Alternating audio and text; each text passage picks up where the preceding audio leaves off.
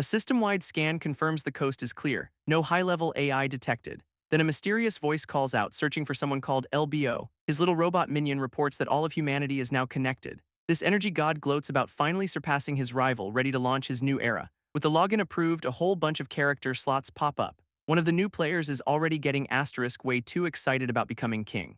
While the other players tell him to chill, somebody's got an ego. Speaking to them all, the energy god hypes up the big moment, and with a flash of power, he welcomes them to the new world. We cut to a peaceful, futuristic city, the calm before the storm. Suddenly, a massive tree just erupts from the ground, wrecking everything in sight. Now the city is in total ruins, swarming with giant, mutated rats. A random guy manages to punch a monster rat away from his family. And he is not the only one. People are suddenly discovering they have special powers. Elsewhere, a girl is about to become rat food, screaming for help, until a metal gauntlet smashes right into the rat's face, saving her. Our hero, a white-haired kid, checks to see if she is okay. His reward for this heroism is a system notification. Congrats, you are an F rank. This kid is justifiably confused by this. F rank, really? A giant glowing tower erupts in the city, confirming that yeah, the world has definitely changed. So, quick history lesson, an AI called Creation wrecked the world. Flash forward a few years and nature's already reclaiming the ruins, where a team of hunters is busy cleaning up some mutant wolves. One guy with a shield gauntlet goes for a big smash, and our boy Wei Yi leaps in to back him up, sticking the landing with some serious style, before he introduces this big doggo to his sword. A pendant around his neck glows as he channels power, plunging the sword straight through the monster's head, but the system tells him he gets 0 XP for it thanks. Broken body debuff, his buddy the shield bro calls him over, giving him a high five for that awesome finishing move. Wei Yi plays it cool, saying he could not have done it alone, but inside he knows his combat skills are all he has got. A look at his stats screen confirms it, stuck at F rank, unable to gain any experience. While the others loot, he just reaffirms his will to survive, level up or not.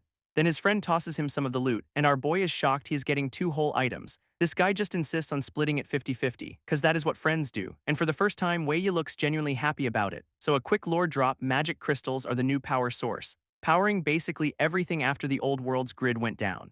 And they have even replaced gold as the main currency, which is a problem for Wei Yi, who is totally broke, thinking about all his family expenses. Grandpa needs his wine, plus rent is due, and his landlord is literally a cartoon villain. Back in the present, his teammate is peeking around a tree, calling Wei Yi over with a super creepy look at this grin. They are watching some dude with a bowl cut try to hit on a mage. This guy, a D-rank archer, brags he is the best, but she is not having it.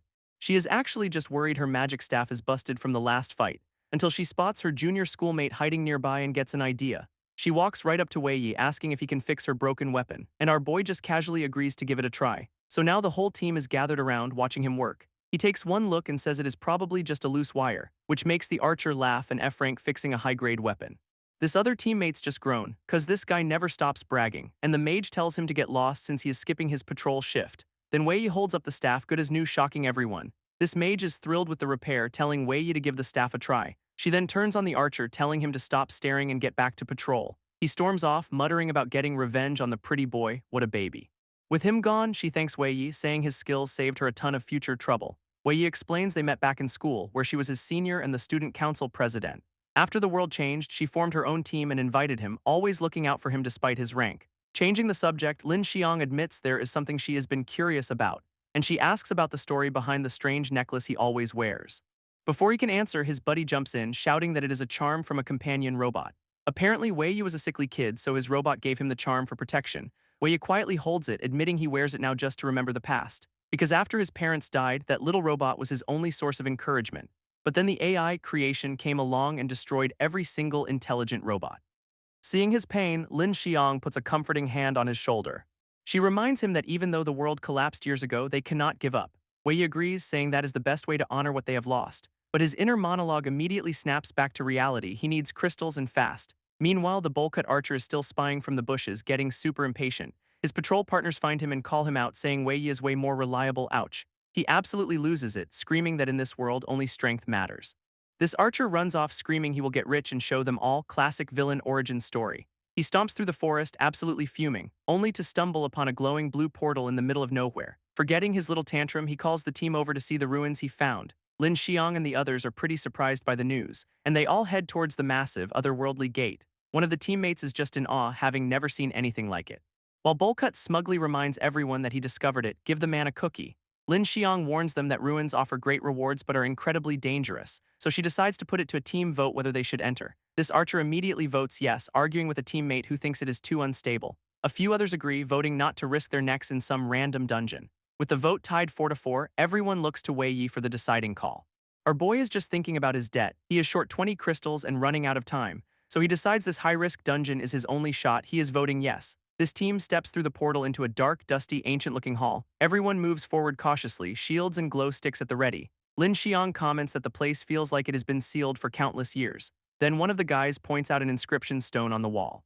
But nobody can make sense of the weird symbols, so much for a welcome sign. To everyone's shock, Wei can read the inscription. It is a warning about a trap. And by ancient text, he means plain English, literally spelling out turn back. This team starts to get nervous, thinking maybe they should listen to the very polite warning. But Bolcut throws a fit, refusing to leave after he discovered the place, his treasure, his rules. He marches forward to prove it is all fake, calling the bluff with maximum confidence, and immediately steps on a pressure plate. Congratulations, you played yourself. This sound of grinding gears fills the hall as the trap springs to life. Suddenly, the entire room starts shifting into a chaotic maze of stone blocks. Everyone screams at the archer for being an absolute idiot who is now also screaming. Then the floor begins to split apart, separating the party members. This ground completely gives way, sending the whole team plummeting into a chasm. Now they are all just scrambling to survive as the dungeon rearranges itself. His shield bro, safe on a ledge for now, desperately calls out to Wei Yi. Our boy yells back that he is fine, just hanging on for dear life, no big deal. A couple of teammates manage to pull him up onto their precarious platform. But just as they catch their breath, they realize the dungeon is not done with them yet. This floating blocks below them start moving again, forming a new, unstable path. Lin Xiang shouts for everyone to signal if anything critical happens, a bit late for that. Wei Yi's group realizes their ledge is about to crumble too, and down they go, screaming into the abyss once more. Wei Yi lands hard, completely separated from the rest of his team. His knee immediately bumps into a sharp, glowing red crystal. He picks it up, realizing it is way purer than anything he has ever seen. And then something makes him look up in total shock. He has stumbled into a cavern absolutely loaded with the things. This entire place is just a natural-born treasure trove, so magic crystals can just grow on walls apparently, and this one is super high-grade, probably worth a fortune. Suddenly, paying off all his debt seems actually possible. Our boy cannot believe his luck, absolute jackpot. But of course, Bolcut and his goons are already here, stuffing their pockets. Wei Yi snaps out of his daze, realizing he is not alone. This archer is gloating, taking all the credit for his amazing discovery. His two new best friends are already kissing up to their new leader, so loyal. Ignoring them, Wei Yi just tries to gather some crystals for himself. Immediately, the archer yells at him for touching the treasure. Wei Yi just offers to give him the spot, trying to avoid a fight. This just makes Bolcut even angrier because that is not how greed works. He shoves Wei Yi, screaming that all these crystals are his, and the look on his face is pure, unadulterated rage. Wei Yi catches the punch, pleading that he just needs a few crystals for his family, but the archer just screams that it was luck, winding up for another hit. He keeps wailing on our boy, ranting that rank is the only thing that matters. Wei Yi is blocking every shot, but each punch feels like getting hit by a truck. Even the archer's two goons are getting nervous, thinking this has gone way too far. Bolcut is completely stunned. He was just trying to rough him up, but this F-rank is a tank. His brain is totally short-circuiting, unable to process what is happening. In fact, he flat-out refuses to believe an F-rank could be this tough. His buddies finally talk some sense into him, saying they should just grab the loot and go. So he generously decides to spare Wei Yi's life. What a guy. After one last threat about touching his crystals, the trio finally leaves. This moment they're gone, Wei Yi admits his body is at its absolute limit. He knows skill alone cannot beat a massive stat difference forever. With the archer hoarding all the crystals, his debt problem is right back to square one. Plus, he has got no signal to call for help, so it is time to find another way out. While patching up his hand, a new thought pops into his head. He starts wondering how these magic crystals are even formed in the first place. His theory, big crystals come from big monsters, so maybe something huge is sleeping down here. With nothing left to lose, he decides to go exploring deeper into the cavern. Maybe he will find an exit or at least some answers about this mysterious place. Wei Yi ventures deeper, finding himself in a truly unbelievable cavern. At the top of some stairs is a crystal the size of a person, that is retirement money. He recognizes the glowing dome around it as a paralysis barrier used to stun big monsters. This kid wonders who could have built such a thing, doubting it was the AI creation. Just then, his old robot charm starts flashing with a bright blue light. Wei Yi is completely shocked since it has not worked since the AI collapse. A cold sweat runs down his face as a horrifying thought clicks into place. Because if that thing is here, then everything suddenly makes a terrifying amount of sense. Meanwhile, the Bolcut archer and his goons have also stumbled upon a massive crystal. He is absolutely freaking out over how huge it is, and he is already pointing it out to his buddies, taking all the credit. This kicks off a full-blown villain monologue about being the chosen one, what a tool. He shoves Wei Yi out of the way, completely blinded by greed. Our boy just grits his teeth, thinking of course this guy would be here for the treasure. Suddenly, a loud caw echoes from glowing nests high up on the cavern walls. Everyone freezes, looking up in total confusion at the sudden noise. A massive clawed hand begins to emerge from one of the fiery holes, revealing a crown-winged bird, a high-rank magical beast. It lets out a piercing shriek and dives straight out of its nest, and right behind it is an entire swarm flying towards the barrier. Bullcut's buddy recognizes the cavern as a crown-winged bird's nest. He explains they are vicious glass cannons but thankfully have not spotted them yet. Meanwhile, Wei's charm has gone dark again, making him think. He is sure its sudden flash was not a glitch, it was a signal. His gut tells him the answer is on that platform, and whatever it is alive. Facing a whole swarm, he cooks up a new plan involving some very convenient bait. This archer is absolutely losing it over the treasure being so close yet so far. His friends try to be the voice of reason, saying it is impossible to get through the birds and the barrier. But Bullcut screams that he is not giving up on his billionaire dreams, priorities, people. Suddenly, Wei pops up with an offer. He will go get it for them. This only catch is they have to do exactly what he says. Without waiting for an answer, he bolts, telling them to cover his back. This archer is just livid that an F-rank dares to give him orders, the audacity. Wei's plan is simple, use their greed as a human shield. Now it is just a desperate race against the clock. One of the goons actually listens, unleashing a lightning discharge from his spear. It zaps a bird out of the sky while our boy keeps running. He is pushing himself to the absolute limit, sprinting up the stairs. This platform is just ahead, but the sky is thick with angry monsters, and his backup is already complaining they are too busy to actually help him. Bullcut's brilliant plan is to let Wei get the crystal, then just steal it and run. When his goons ask about Wei's fate, the answer is basically accidents happen, so loyal. And with a simple nod, they are all in on the plan to leave him for dead. Meanwhile, as Wei sprints up the stairs, his old charm starts glowing again. He is sure it is a signal, connecting to whatever is waiting for him on that platform. A bird screeches and dives straight for him, interrupting his train of thought. He manages to parry the attack with his sword, a perfect innate block. But even with the damage reduction, the blow is still incredibly heavy. With no time to breathe, another monster is already coming in for the kill. Our boy screams for help while his backup panics about not making it in time. Bullcut finally gets fed up, deciding he has to handle everything himself as usual. He fires off a Thorn of Brambles attack, taking out a chunk of the swarm. Seeing his chance, Wei activates his haste skill. This is the moment. This speed boost kicks in, turning him into a blur as he dodges the remaining birds. He is almost at the paralysis barrier, betting he can just dash right through it. But his haste runs out the second he hits the red lightning, terrible timing. He is immediately hit with waves of paralysis damage, forcing him to his knees. This goons are just standing there, completely shocked that the F-rank actually went inside. At that moment, the charm makes a connection, successfully retrieving data. And just like that, the paralysis is lifted. The charm actually saved him. This charm boots up, loading a scene from the past. And Wei realizes his crazy gamble actually paid off, plunging him straight into a memory. He is seeing himself from years ago, totally stunned. Watching data get recorded right before his very eyes. In front of him, his little robot charm, Lambo, is containing a raging beast. This little bot apologizes, saying it cannot let its master go on a killing spree, while the monster inside screams about slaughtering all the humans. Yikes. Wei watches the memory, realizing the monster is arguing with his robot, and the beast dares Lambo to try and suppress its overwhelming power, kicking off a massive explosion of red and blue energy. His younger self screams for Lambo to be careful, but his hand just phases right through the little guy. Because of course this is just a memory, he cannot interfere. Lambo, however, looks totally determined to finish the job, unleashing a massive wave of blue energy. And as the memory fades, Wei finally understands the truth, seeing that all these magic crystals are just crystallized magic, literally ripped from that monster and turned into rock by Lambo. This memory ends with the little bot sealing the beast away for good.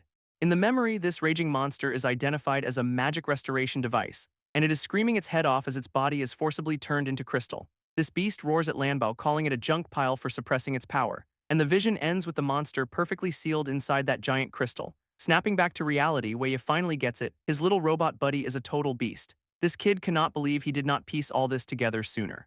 But the memory is not done, showing a cracked and sparking Lambo after the sealing. His younger self begs the bot to stop, realizing such a powerful skill has a price. Lambo's internal monologue reveals it has to hold on for Wei, so he can learn the secret between the bot and the AI creation. Its memory self promises to wait for him, looking determined. But then the whole vision starts to glitch and shatter around Wei. He is panicking because the connection cut out at the worst possible moment. A system error confirms the memory mode crashed, leaving him blind. Meanwhile, outside the barrier, the archer and his goons are getting super impatient. Bullcut insists nothing's wrong since the barrier is still up, flawless logic, until one of his buddies suggests Wei is trying to double-cross them. This idea sends the archer into a complete rage at the very thought of being outsmarted. So he decides to just make sure Wei never comes back, powering up a critical shot, firing an arrow right at our boy who is still trapped and blinded inside the barrier. This archer's arrow zips right past Wei's face, but it is not aimed at him. It is a Thorn of Brambles shot straight for the crystal. One of the goons is completely baffled, asking why he'd attack the treasure. Bullcut screams that breaking the machine is the only way to get to it, galaxy brain logic right there. And hey, it works, with system warnings confirming the device and barrier are toast. His crew points out the barrier is gone, though the whole setup looks a little unstable. Meanwhile, the system damage forcibly kicks Wei out of his memory trip. He is standing right next to the cracked crystal as magic pressure hits its absolute limit. Our boy's face says it all, this is so much worse than he could have imagined.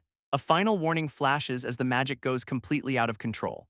And a massive storm of red energy erupts from the shattered crystal. This raw power rips right through the swarm of crownwing birds. Wei just tries to hang on, hoping the magic storm will pass quickly. Even the archer and his goons are getting blasted back by the sheer force of it all. These birds are just screaming in terror, completely helpless, as the entire flock gets sucked into the swirling vortex of death.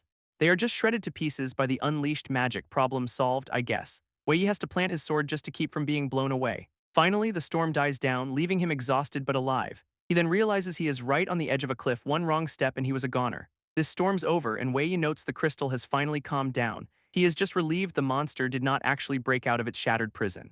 But of course, his moment of peace is immediately interrupted. Bolcut and his goons stroll in, gloating that the disaster cleared the path for them.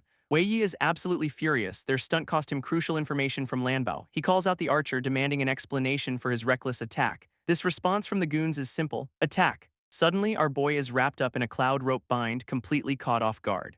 While one goon holds him, the other charges in with his spear. A nasty blow lands right in his gut, sending him reeling in pain and spitting blood, and now he is completely helpless on the floor, all tied up. Bolcut looms over him, ready to give his explanation. His logic is simple: he is stronger, so he makes the rules. Welcome to the food chain, Frank. With their goal complete, he says there is no reason for Wei Yi to stick around. But our boy just glares up from the ground, radiating pure hatred.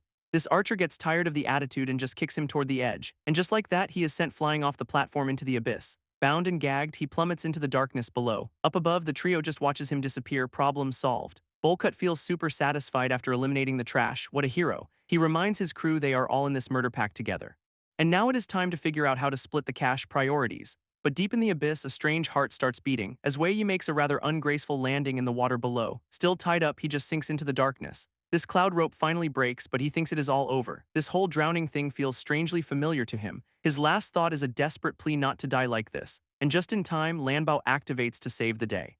This little bot wraps him in a protective water bubble, gently lowering him to the bottom of the chasm. Our boy is completely out of it, just floating inside. This bubble pops, leaving him safely on some kind of platform. He coughs up a lungful of water, finally able to breathe again, and looks up to see his little robot buddy Lambo, who seems to have created some kind of digital safe space for them. This bot asks if he is okay, ready to help him out. Wei Yi cannot believe it is real, thinking it is a dying hallucination. But it is not. He is finally reunited with his friend. Wei Yi gives his little robot buddy a massive hug, just so happy he is real. He's just pouring his heart out, asking where Lanbao's been all this time. This little bot just pats him, a silent confirmation that it is really here. Lanbao is just happy to see him grown up, apologizing for the long absence. But Wei Yi has questions, starting with how Lanbao survived the AI apocalypse. He's also wondering where the heck they are since he was just drowning a second ago. This bot explains it is time for a big info dump about its hidden secrets. Turns out Lanbao is packing some seriously op skills that go way beyond normal AI. These powers are what kept it alive, but Wei Yi points out it got wrecked in the memory. That is right, it had to hide out in this digital rule house to recover, completely trapped. This whole powers and limitations thing just makes Wei Yi even more curious. So Lambo prepares to drop the origin story for its insane abilities. It is all about something called factors, the power to analyze and reshape anything. A light bulb goes off for Wei Yi. Creation used the exact same power to build the world. And yep, Lambo confirms its system is a lot like the Big Bad Eyes. Except Creation is on another level, with a power that can literally annihilate any other AI. Lambo's only defense was its inaccessible mode, forcing it to leave Wei Yi to keep him safe. This Eye's ambition is revealed. It used factors to build the world as step one to becoming a god. But there is a way to stop it, and Lambo points its little robot finger right at Wei Yi, no pressure. It then shows him a vision of the future, where he is rocking some terrifying new power in a reborn world. Lambo drops the bomb. Wei Yi is the key to saving the world. Our boy is completely overwhelmed, sure he is going to let everyone down, pointing out his F-rank stats and broken body debuff that keeps him from leveling up. But Lambo is just like, easy peasy, I got this. This little bot activates its inaccessible rule, getting ready to work some magic, and starts a full-on system modification to analyze and remove Wei Yi's debuff. It explains that since its system is like Creation's, it can pull off some simple hacks. This process will run automatically, and soon Wei Yi will finally be able to level up. Wei Yi is just thrilled he will be strong enough to protect his family and Lambo. But just then, a ton of warnings flash. An uncontrollable force has been detected. They both look up as Lambo confirms a danger alert is coming from above, and Wei Yi instantly realizes it has to be that magic crystal they left behind. With data scrolling in its eyes, Lambo confirms the monster inside is breaking out. Meanwhile, up on the platform, the archer and his crew are messing with the very unstable crystal. One of the goons tries to touch it and gets a nasty shock for his trouble, while Bolcut struggles to break it, getting more frustrated by the second. He is absolutely fuming, refusing to believe some F-rank caused this mess. His eyes narrowing with pure, stubborn rage, he is not giving up. Then he spots something moving inside the crystal, that creepy, beating heart. As red crystal shards start growing out of the chasm walls, spreading the corruption. Up top, the goons are freaking out as the whole chasm starts exploding. All that energy converges as the main crystal shatters, forming a body. And Bolcut is absolutely losing it, not because of the danger, but because his payday is gone. From the wreckage emerges a terrifying demon with unreadable stats. His crew just stares, completely clueless about what they have unleashed. So naturally, Bolcut decides the only logical next step is to kill it. This new monster just grins, inhaling the ambient magic around it. Then it roars for whoever woke it up to show themselves, unleashing a psychic blast that drops the goons to their knees. This energy wave ripples through the chasm, hitting other adventurers too. With glowing red eyes, the demon scans the area, clearly looking for someone. It teleports right to the trio and asks where the Tin Man is. One of the goons tries to play negotiator, asking for clarification. Big mistake. He gets his head caved in for his troubles. This demon is not here for questions, it just wants Lanbao's location now. Bolcut and his last buddy are just frozen in terror. But the other goon decides to go out in a blaze of glory, charging with his electric staff. This demon just raises a hand, completely bored by the noise. And with one casual flick, the goon's head just pops. Now it is just Bolcut, alone with the monster he unleashed, who is holding what is left of his friend. Bolcut is absolutely terrified, leaving a nice little puddle of cowardice on the floor. This demon turns to him, the last man standing, and demands answers. So naturally, our boy's brilliant strategy is to scream and run for his life. This monster is just over it, deciding it'll just have to find Lanbao itself. It floats menacingly in the air, done playing games with the B-team. A swirling magic bullet forms in its hand, ready for some pest control. Bolcut is having a full-on meltdown, crying about his bright future being cut short. With a casual flick, the demon unleashes its attack, which splits into a whole laser light show of death homing in on him. There is nowhere to run as the beams converge on their target. This demon seems frustrated, realizing some kind of seal is interfering with its search. Its blasts start carving up the chasm, one even hitting the water below, striking the invisible barrier of Lanbao's digital safe house. A system alert flashes breakdown as the sanctuary's wall shatters. Down below, Wei feels the impact, completely rattled by the chaos outside. Lanbao confirms the worst, their hidden rule house has been discovered. Its sensors show the enemy approaching at insane speed, forcing it into defense mode. This little bot immediately starts running an analysis on the incoming threat. But it is way too late, the demon's hand smashes right through their digital wall. And just like that, their uninvited guest has arrived, leaving them totally cornered. This demon floats down, finally finding the Tin Man he was looking for, and Wei Yi is just floored by the guy's stats. They are completely off the charts. This S-rank demon, Fog, is ready to throw down, calling Lanbao a junk pile. He is just monologuing about tearing the little bot apart, full-on villain mode. With his sword out, Wei Yi recognizes this as the monster from his memories, and a quick stat check confirms he is hilariously outmatched F-rank vs S-rank. Our boy is sweating bullets, realizing an S-rank is over 20 times stronger than him. So Lanbao tries to play diplomat, offering the demon freedom if he just chills out, which Fog takes as a personal insult, powering up with pure rage, screaming that he is going to kill Lanbao and then everyone else. So much for peace talks. A system alert flashes as Lanbao's auto-defense protocol kicks in to disassemble the threat, engulfing the demon in a vortex of blue energy. Wei Yi smirks, thinking Lanbao's rule house has this under control. This little bot goes all in, starting a full universal analysis on the enemy. But Fog just scoffs, recognizing the move from their last fight, effortlessly dodging the data streams trying to pin him down. He's just way too fast for the system to lock onto him, until the data streams finally converge, trapping him in a digital cage. But Lanbao's sensors are going haywire, the data is in total chaos. As the trap shatters, the analysis failing because Fog has leveled up to S-rank in his time away. Fog just kicks his way out of the trap, mocking the worthless Kate. With Fog screaming bloody murder, Lanbao activates what is left of the rule house's power, and Wei Yi charges right in with a haste skill, trying to land a hit. Our boy is all rage, calling the S-rank demon trash to his face. Lanbao immediately screams for him to watch out, seeing the obvious coming, and yeah, Fog just swats him away like a fly into the digital wall. This little bot is absolutely panicking, screaming Wei Yi's name. Wei Yi goes tumbling through the air, completely out of control. He slams into the barrier hard, coughing up a nice pool of blood. This demon is actually surprised he is still alive and kind of insulted by his own lack of power. Turns out Lanbao's analysis is still running and Fog just realized he is in a trap, so he decides to switch targets. Gotta take out the little bot first. Lanbao tries to make it a one-on-one, but Fog's just like, relax, everyone dies today.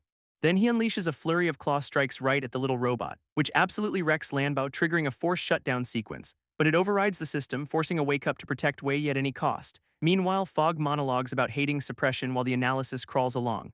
Lanbao gets a choice, repair the house but damage itself, and it instantly hits yes as Fog attacks. Just in time, Wei Yi jumps in to block the demon's killing blow. Unimpressed, the demon just calls him an annoying little insect. Wei Yi plants himself in front of Lanbao, sword out, ready for a last stand. His one and only expensive HP potion is gone and he is still barely holding it together. This kid's brilliant plan is to just fight until the S-rank demon gets tired. Solid. But Fog is just insulted, pointing out he is still at 83% power, you absolute clown. He immediately launches a furious attack to shut Wei Yi up. Our boy barely blocks, realizing his buy-time strategy was hilariously naive, until a giant system arrow pops up, literally pointing out the demon's next move. This kid just barely dodges a lethal blow, completely stunned by the assist. Fog grabs him, sneering that he got lucky this time, and then Wei Yi dodges another attack like he has got precognition. He is suddenly seeing system prompts predicting Fog's every move. Lambo chimes in, explaining this is the power of universal analysis. Turns out the little bot has synced its combat data directly into Wei Yi's brain. With our boy running interference, the analysis is speeding up and weakening the demon. Wei Yi gets a massive confidence boost, telling Lambo to just focus on the hack. Meanwhile, Fog is freaking out as his power limitation percentage keeps climbing. He's screaming at himself not to get trapped again, a little late for that, buddy. Now Wei Yi gets a live feed of Fog's intent, a straight-on charge. This system even shows the demon's overhead feint. Before revealing the real attack as a hook to the face, nice try, Fog. Wei Yi sidesteps a telegraphed kick as Fog's power keeps draining. Our boy knows he is outmatched, but this analysis gives him a fighting chance. Fog is absolutely losing his mind, screaming about the filthy rat he cannot hit. So the demon gets creative, using his tail to snag Wei Yi's sword, leaving our boy wide open for a surprise punch to the face. This system helpfully points out the incoming face punch, thanks Captain Obvious, but Wei Yi manages a desperate cross-block with his sword hilt. Enraged, Fog unleashes a four-armed flurry, daring him to dodge a full-on beatdown. Wei Yi can only defend, his arm going numb, but he refuses to back down. This triggers a flashback to his old training days, grinding against impossible odds. He remembers taking hit after hit just to get a little bit stronger. Realizes this is just another one of those impossible fights he has to win.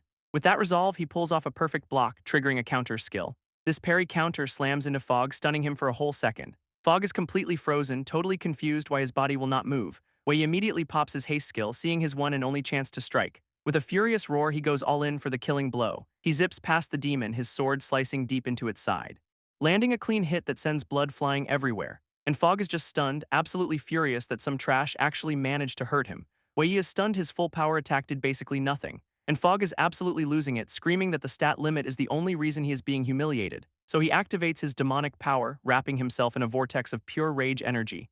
A system alert warns that hell itself is staring at him, which is not great news for our boy. Lambo screams a warning. Fog's stats just got a massive, terrifying buff. With dark energy crackling, the demon roars that Wei Yi forced his hand and now he is going to die. This system arrow pops back up, helpfully pointing out the incoming punch to the head. Wei Yi decides to strike first anyway, trying to suppress him before he can fully power up. But his sword just bounces off Fog's arm with a pathetic little spark, 0 damage. Our boy is completely baffled, wondering why he is suddenly hitting a brick wall. Turns out Fog's stats just went through the roof and he is ready to show off his real power. He unleashes a brutal claw strike that just tears right through Wei Yi's side. Wei Yi is reeling from the hit, barely clinging to consciousness, and Fog's not done, following up with a system-predicted sidekick to the ribs. Somehow, our boy manages to get his sword up for a desperate block. This demon screams for him to just die already as the kick connects with a massive impact. Lanbao is in full-on panic mode, screaming Wei Yi's name. Fog just scoffs, telling the bot to shut up because Wei is probably dead. Except he is not, and Wei Yi staggers back to his feet, coughing up blood in defiance. With a killer glare, he asks the S-rank demon if that little sword wound is still hurting. What a comeback. Wei Yi, arm broken, swears he will never let Fog touch Lanbao. Fog just scoffs completely over these heroic last stands, so he shuts him up with a system-assisted face kick, because of course it is. This demon's just screaming now, promising a guaranteed death today, but our boy just glares back, completely unfazed by the threats. Another attack comes flying in, aiming to crush them both, while Lanbao is freaking out, pushing its systems to the breaking point. This little bot is getting all sorts of error messages, trying to force a fix. Under the onslaught, Wei Yi's sword starts to crack and splinter. He is barely holding off a four-armed beatdown, sparks flying everywhere. Fog is absolutely losing it, watching his power get limited to 95%. Wei Yi knows he is running on fumes, he is about to be drained dry. This system helpfully points out an incoming right hook to the head, and our boy sees the punch coming a mile away. He still gets absolutely decked, sent flying across the room. Hitting the floor hard, he is coughing up blood and looking pretty done for. Fog looms over him for the finisher, a heavy stomp to the head. Wei Yi's mind is just screaming at his body to get up, to move, to do asterisk anything. At the last second, a massive shockwave of power erupts, blocking the stomp, sending Wei Yi skidding across the ground, somehow still in one piece. Turns out that shockwave was a trap, and Fog cannot even pull his leg out. Lanbao warns it is a 2-second hold max before the demon breaks free. But 2 seconds is all Wei Yi needs, popping his quick step for one last charge. He screams, putting every last bit of his strength into a final desperate strike, and for a split second the demon actually looks worried he might pull it off. Then his sword just completely shatters on impact, which is a terrible sign. Our boy is just stunned, his only weapon now a useless hilt. Fog of course sees his opening and winds up a demonic-powered punch. which goes straight through Wei Yi's chest. Yeah, that is not survivable. He is just frozen in shock, coughing up blood as his life fades. Lanbao can only scream in horror watching it all happen. This demon just rips his arm out, tossing Wei Yi aside like trash, and he has got this smug, evil grin on his face. Fog starts laughing, mocking the kid for even trying to kill him. He stands over the body, declaring he is destined to be the strongest, classic villain stuff. Meanwhile, Lanbao is powering up for something big. Wei Yi on the floor manages to whisper a final apology. He is saying sorry to his little bot as he dies. This just breaks Lanbao, who looks like it is about to go nuclear, and it triggers an information intervention mode, trapping Fog in a new data storm. Lanbao's analysis hits 100%, giving it full control over the demon. With a ball of pure system energy, the bot just tells him to be quiet.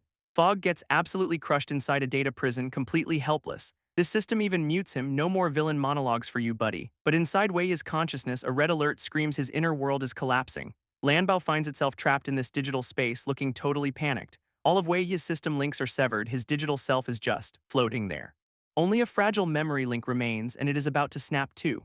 If that breaks, Wei Yi is gone for good, so Lanbao makes a desperate dive to save it. System calculations give our boy a solid 0% chance of survival, not great odds. So Lanbao decides on the only option left, linking directly into Wei Yi's memories. It promises to protect him, even if Lanbao itself will forget him forever. A massive tree of light erupts from the system's core in a last-ditch effort.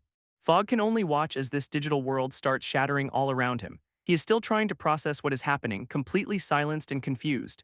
In a flash, Lanbao's own form begins to disintegrate into pure data. This little bot sacrifices itself, shattering into a million pieces of light. Then the system's final command echoes through the void, fusion. Meanwhile, Wei Yi's soul is just drifting, remembering his death at Fog's hands.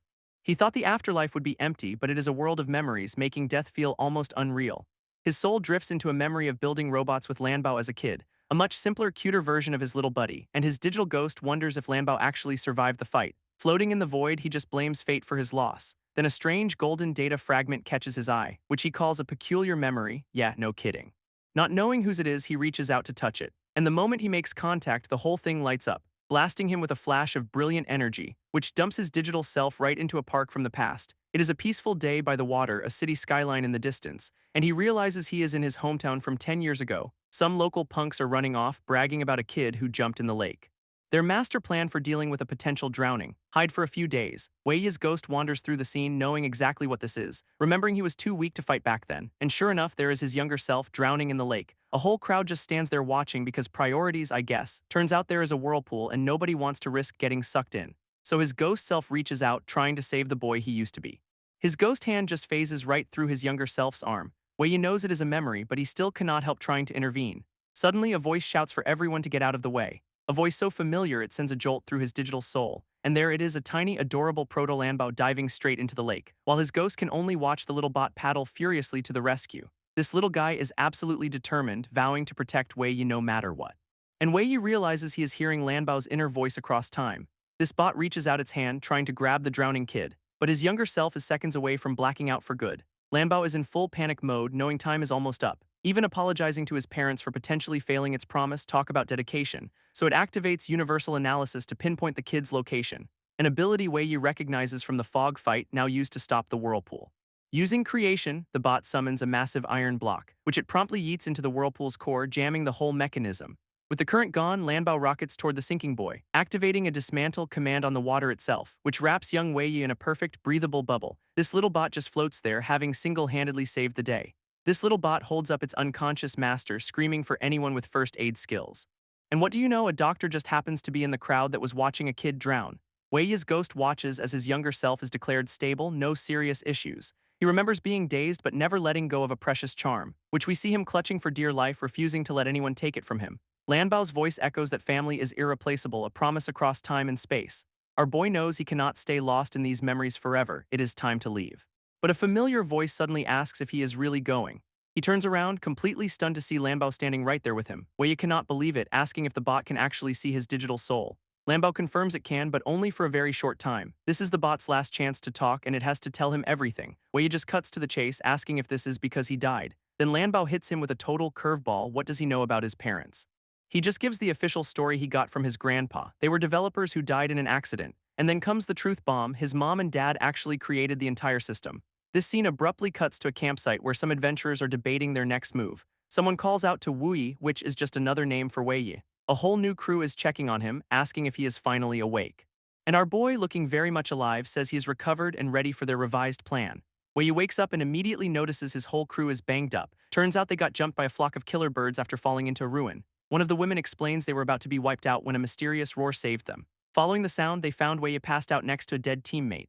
Internally, our boy knows it was Fog who did the killing and Lanbao who made the noise.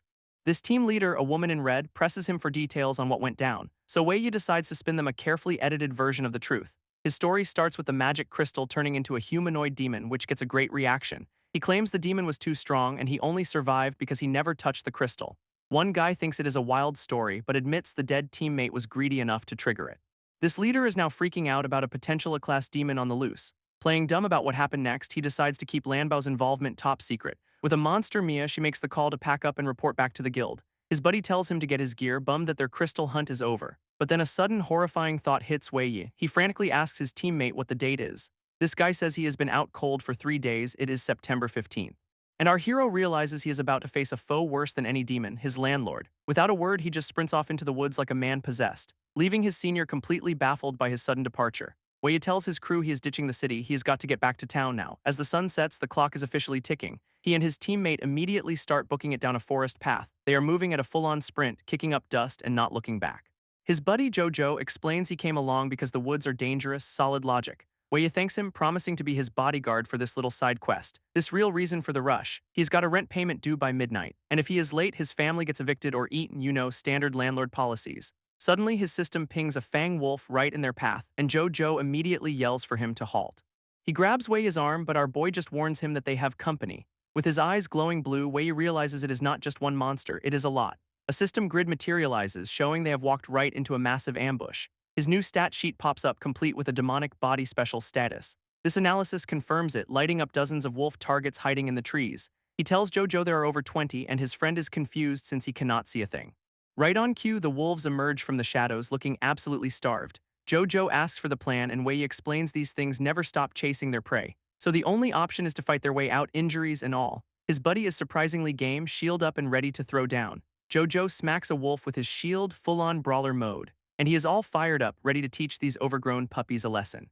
Meanwhile, Wei's new demonic body status gives him a massive stat boost. Even with a broken sword, he figures this power-up should be enough to handle things. Then the system dings, he levels up just by looking at some grass, talk about convenient. A wolf lunges and he just casually one-shots it with the hilt of his sword, leaving our boy completely stunned by his own newfound power. He shouts over to Jojo that he just hit E-rank mid-carnage.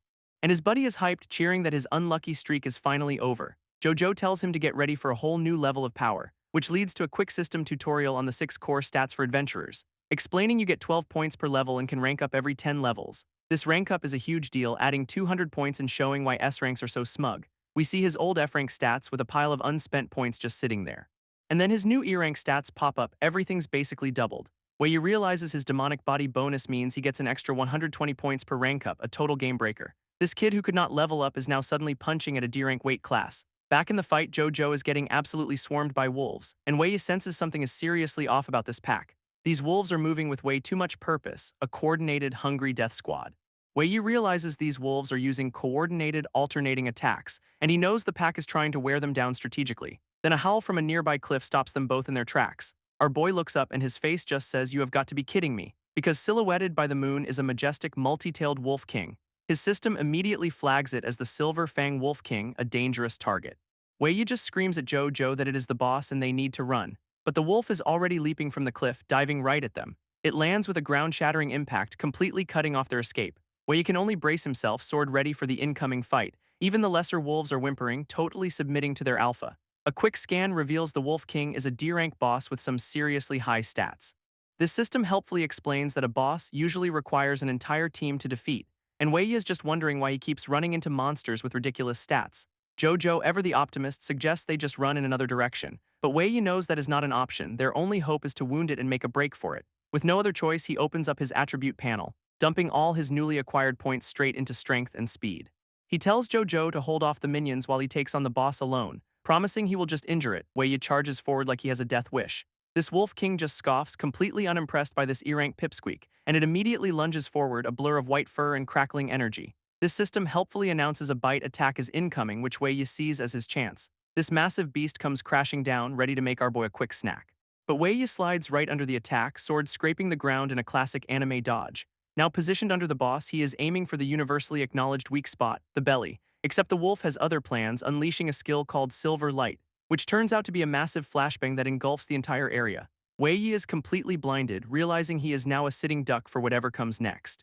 Luckily, Lanbao's system kicks in, switching to audio mode to warn him of a huge attack. He leaps blindly into the air, narrowly dodging two massive arcs of pure energy, which proceed to slice through the forest like a hot knife through butter. This wolf is just spamming these things, turning the battlefield into a deadly light show. This attack carves a massive trench right through the woods, a casual display of power. Wei Yi lands and just stares at the perfectly sheared trees, completely floored by the damage. He knows that was a defense-ignoring slash. He was one step away from being diced. Meanwhile, the wolf is just standing there, glowing with its own elemental power-up. Our boy is getting seriously frustrated. His broken sword is useless against this kind of boss. Lanbao's system keeps trying to analyze the skill, but the analysis just fails over and over. Then a wild thought hits him. What if Lanbao is not just analyzing, but trying to copy asterisk the skill? Wei Yi has a galaxy brain moment. What if his system can actually asterisk learn asterisk skills, not just watch them? He immediately puts this theory to the test, ordering Lanbao to capture the boss's elemental data. This system instantly confirms, activating real-time elemental change capture. As Lanbao starts breaking down the silver light attack, our boy can literally see its trajectory forming. Meanwhile, Jojo is still on minion duty, looking completely baffled by the light show. A full elemental star map appears over the wolf, giving Lanbao a deep dive analysis of the skill. For the first time, Wei Yi understands the true nature of a skill, and the system starts prepping the download. This Wolf King, completely unimpressed by this revelation, unleashes another volley of energy blades. Wei Yi is pinned down, barely dodging, getting turned into a fine red mist. Just in the nick of time, Jojo dives in, throwing up a massive energy shield to block the attack. His buddy checks on him, and Wei Yi admits he got a little too close trying to pirate the boss's moves. And in that moment, he feels his own elemental power, long suppressed, finally sparking to life. Jojo's shield is already cracking under the strain, with a nasty debuff waiting for him when it shatters. Realizing they are about to be wiped, he tells Wei Yi to stick to the plan and just run. He offers to be the heroic sacrifice, holding off the boss so Wei Yi can escape, a truly terrible plan. But Wei Yi calls him out, knowing this is just because he thinks he is the weaker one. He refuses to ditch his friend, especially since that shield debuff means Jojo would be a sitting duck. Declaring they are not done yet, he starts channeling that brand new energy into his broken sword. With a final analysis complete, Lanbao unlocks the skill, and Wei Yi's sword erupts into a blade of pure light. This system then drops a quick tutorial on elemental skills, a power granted to those with a compatible affinity. This system gives a quick rundown on the 5 core elements. Apparently, regular scientists tried to study this stuff for years and just failed miserably, but Lanbao just casually pirates the boss's silver light skill no problem. Wei Yi now wields a pure elemental blade that ignores physical defense. Talk about an upgrade. Jojo is just staring, completely stunned that his buddy just yoinked the boss's move. He is losing his mind over Wei Yi learning a skill in the middle of a death match. Our boy just decides to play it cool, chalking it up to good luck. In his head, though, he knows he is still outstatted and needs a solid plan. Just then, the Wolf King smashes right through Jojo's shield, which explodes into a million pieces, sending him flying. Wei Yi catches him just as the system announces he is seriously injured. His stats are now nerfed by 60%, so Wei Yi tells him to just stay down. This Wolf King steps forward, clearly not done with them yet. Crackling with power, it glares down at Wei Yi, ready for round 2. Standing guard over his friend, Wei Yi ignores the plea not to overdo it. Right on cue, the boss fires off another one of those energy slashes. So Wei Yi tells Lanbao to start predicting the attack's trajectory. A combat grid pops up, mapping out every incoming slash with perfect precision. He has a sudden epiphany. If he knows exactly where it is going, he can just nudge it off course instead of blocking it head-on. He meets the boss's attack with a pirated copy of its own move. And the Wolf King is not happy. Its signature skill got stolen. It kicks up a smokescreen, a classic cheap trick. But Lanbao's combat HUD is calling out every single angle, except the wolf is still just way too fast, forcing Wei Yi to slide between 2 massive energy blades, a move that was way too close for comfort. Now he is weaving through the light show like a pro, then declares it is his turn to play offense. He lands a solid slash right across the wolf's face, their light blades colliding in a massive explosion of energy. Jojo is just watching from the side, his jaw on the floor. This attack shatter, canceling each other out completely, leaving Wei Yi pushed back but somehow still standing. He is already gassed, realizing this new skill drains him fast, while the wolf's mana regeneration is just on another level. Our boy knows he has to pull out his final trump card just as the wolf starts charging up its own massive attack. With no other choice, he tells Lambo to activate his demon's power, and the system confirms the power-up is a go. This system helpfully announces, "Hell has started to notice you," as our boy screams in agony. This demonic power tries to hijack his entire body, but Wei Yi is somehow fighting it off. And just like that, he enters a full-on demonization state. His elemental power immediately skyrockets into the stratosphere. Wei Yi just smirks, ready to show the wolf how its own skill is really done. This boss unleashes its ultimate attack, a massive beam of pure energy. But our boy meets it with his own supercharged version, a beautiful disaster in the making. That wolf's face is a perfect picture of "I have made a huge mistake." Its attack gets completely swallowed by Wei's powered-up slash, which then proceeds to carve a new canyon straight through the forest. This boss is instantly deleted and the system just floods him with level-up notifications. Jojo is just speechless. His friend one-shot the boss and casually remodeled the landscape. But the victory comes at a cost, as the dark power still has Wei Yi in its grip. Lambo forcibly shuts down the demon mode, detecting an abnormal mental state. Wei Yi realizes he was seconds away from losing control completely. As a parting gift, Hell leaves a brand on his hand that even his system cannot analyze. Jojo rushes over, completely oblivious to the whole demonic possession thing. Wei Yi just plays it off, claiming he is just a little tired, a massive understatement. Then he checks the time, realizing they are super late for curfew. He is bummed about leaving the boss loot, but Lanbao is already flagging the materials for him. Jojo offers to stay behind and handle the boss corpse. He is fully recovered and apparently moonlights as a monster butcher for his dad's shop. While starting the dissection, he reminds Wei Yi all the loot is rightfully his. His buddy is still in awe of Wei Yi's new power, telling him to just head home. But his services are not free. He is demanding payment in the form of delicious wolf meat. Wei Yi agrees to the terms, leaving his friend to the messy work. With that settled, our boy heads off with a more important task in mind. This scene shifts to the walled-off Starforge town, where inside some industrial building a couple of thugs are demanding rent. A little girl stands up to them, insisting her big brother will be back to pay. One of the goons, who looks like a failed Frankenstein experiment, shoves a contract in her face. He points to a massive machine, yelling about the unpaid rent on their fancy magic crystal energy device. Then the guy starts calling her brother a worthless piece of trash who is probably dead, so she just winds up and kicks him right in the shin, an excellent life choice. She warns him that if he insults her brother again, he is gonna regret it. This thug is absolutely livid, threatening to kill a literal child. Suddenly, another man steps in to stop him and the girl calls him Big Brother. This newcomer calmly checks his pocket watch, announcing it has just struck 12. Turns out the real boss is here, a guild leader named Zaki who gives the order to proceed. And he makes it clear that in his territory, not just anyone gets to use his tech. Zaki lays down the ultimatum: pay the full rent or get the hell out of his town. Behind him, his entire crew of B-list thugs is ready to enforce the new rules. This little girl threatens to report them, but the goon just scoffs. In this town, they asterisk are the law. From the back of the room, someone takes a swig from a bottle, clearly annoyed by the noise. It is the girl's grandpa, Liuabang, a retired engineer who just wanted to nap in peace. As she runs to him, the Frankenstein-looking thug mocks the old man for being completely helpless. Liuabang, however, is totally unbothered, casually pulling out a remote as if to change the channel. And with a click, he presses a very large, very interesting button. Suddenly, a massive machine starts lowering from the ceiling, shaking the entire workshop. This thugs immediately freak out, thinking it is an earthquake. Their tough guy act completely gone. A giant mechanical eye powers on, staring down at them all with cold indifference, revealing a full-on giant robot that has been hanging out in the rafters this whole time. But the lead goon quickly recovers, laughing when he realizes the thing is not even moving. He smugly explains that all robots were deactivated, so it is just a big, useless paperweight. One of his cronies, calls it a pile of scrap metal that even a dog would not take. But Zaki, the actual boss, cuts in and says he will take it, completely confusing his men. Turns out he recognizes it as a rare military-grade robot whose parts are worth a fortune. This old man plays his trump card. A J0 prototype is more than enough to cover a year's rent. His granddaughter begs him not to give up his life's work, insisting her brother will be back soon. But he gently tells her that since Wei is late, something must be wrong and his mind is made up. This little girl is absolutely not impressed, calling this a total bargain for the loan sharks.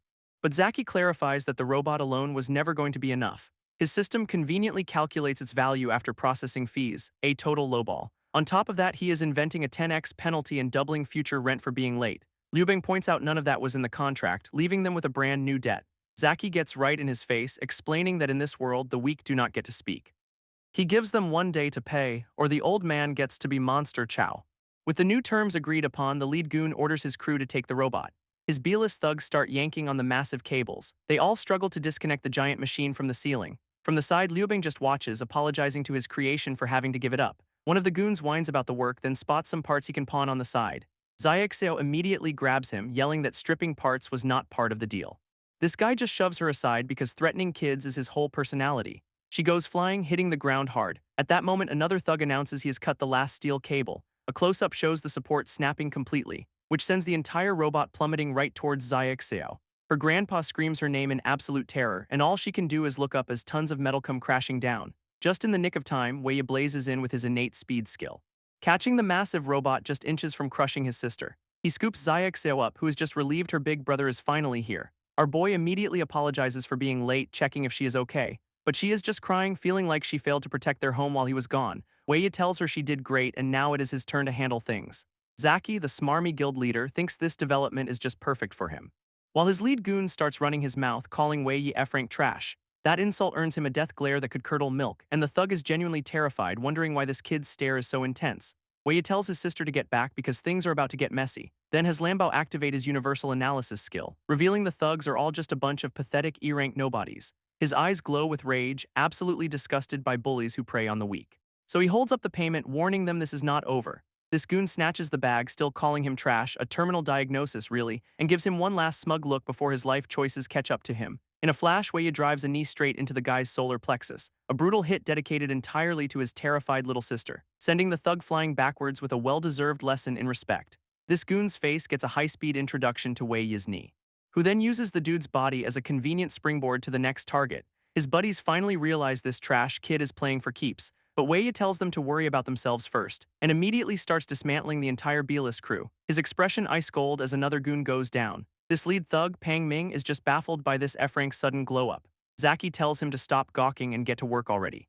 So Pang Ming powers up, ready to show off what a real D-rank can do. He rushes in with what he thinks is overwhelming speed, only to get a sneaker planted directly on his face. Wei tells him to get out because he is not making a mess in their home, then promptly yeets the guy straight through the wall and into the street. From the sidelines, Hijacking is his #1 fan, cheering him on. Even Zaki, the actual boss, seems a little impressed by the display. Pang Ming makes a perfect landing in a pile of garbage right where he belongs. He gets up, calling Wei's strength pathetic while summoning some fancy red shields. Wei powers up his own blue aura, his system telling him the fight's not over. With a cold stare, he declares he is settling every single score today, and the remaining goons just crack their knuckles, ready for another beating. A quick title card confirms it: our boy is officially done being oppressed. Wei stands ready to deliver some long-overdue consequences with his new sword, but Pang Ming just scoffs at the broken blade, calling his power laughable. Zaki's danger senses are finally tingling, wondering how his D-rank goon got tossed so easily. From the sidelines, Hijacking offers some solid advice: if you cannot win, just run. This thug, however, is busy monologuing about his heavy core armor, a skill that stuns on contact. Wei's response is simple. He never planned on getting close, which absolutely infuriates the guy. Instead, he unleashes a massive range slash from a very safe distance, forcing the goon to block it head-on, looking way less smug now. This hit lands hard, and he is baffled why his armor is not working, banking on the kid running out of juice. So Wei just winds up for an even bigger attack because why not? A whole barrage of energy blades slams into the thug, kicking up a storm of dust and regret. While this is happening, Lambo is busy scanning the guy's armor skill, and Wei realizes his system can literally copy other people's powers. By spamming attacks, Lambo gets all the data it needs to track the skill's elemental structure. This system maps out the nuclear element pathways in glorious detail, and just like that, heavy core armor is added to Wei's personal collection. Pang Ming's armor shatters, his one trick totally useless, so he decides to just run at him. He charges in screaming threats, playing right into Wei's hands. Our boy channels all his power into the blade for one devastating armor-piercing strike. Pang Ming is completely stunned by the sheer force of the incoming attack, but a flash of green energy suddenly intercepts the blade, and it is Zaki grabbing Wei's arm and declaring this little farce is over. His hand crackles with power, effortlessly stopping the sword cold. This boss is genuinely confused, wondering how this kid got such powerful abilities. He orders Pang Ming to fall back, bluntly stating he is no match for Wei. Our boy is sweating, realizing Zaki's speed was totally imperceptible. Even Zaki's own analysis skill can only capture fragments of Wei's movements. His system flags Wei as a major threat, asking if he is being probed. Wei is shocked that Zaki detected his scan, realizing he is hopelessly outmatched. Back in the workshop, Grandpa grabs a wrench, ready to protect Hijacking himself. This pushes Wei over the edge as his demonic power starts to go haywire. With glowing eyes, he vows they will have to step over his corpse to hurt his family. Zaki's danger sense is screaming, a B-rank feeling genuine dread from this kid's aura. But the epic standoff is interrupted by Zaki yelling at a stupid mutt. A random dog sprints by with a giant red crystal, chased by a panicked new guy.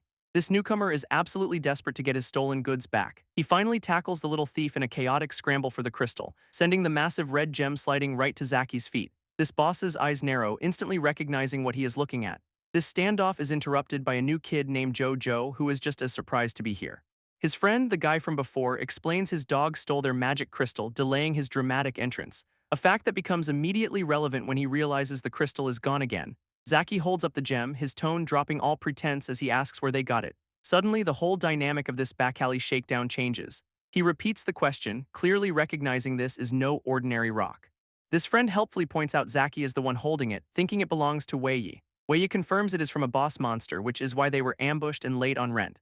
Zaki scoffs at the claim until the friend blurts out that Wei took the boss down alone. This information completely changes his calculus. Fighting a C-ranker could ruin his important plan, so he just tosses a scroll at Wei Yi, telling him to consider this his lucky day.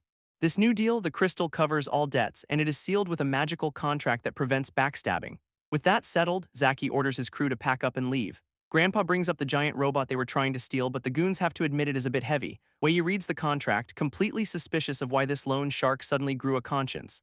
As they retreat, Xiao gives them a very polite send-off, calling one a gorilla.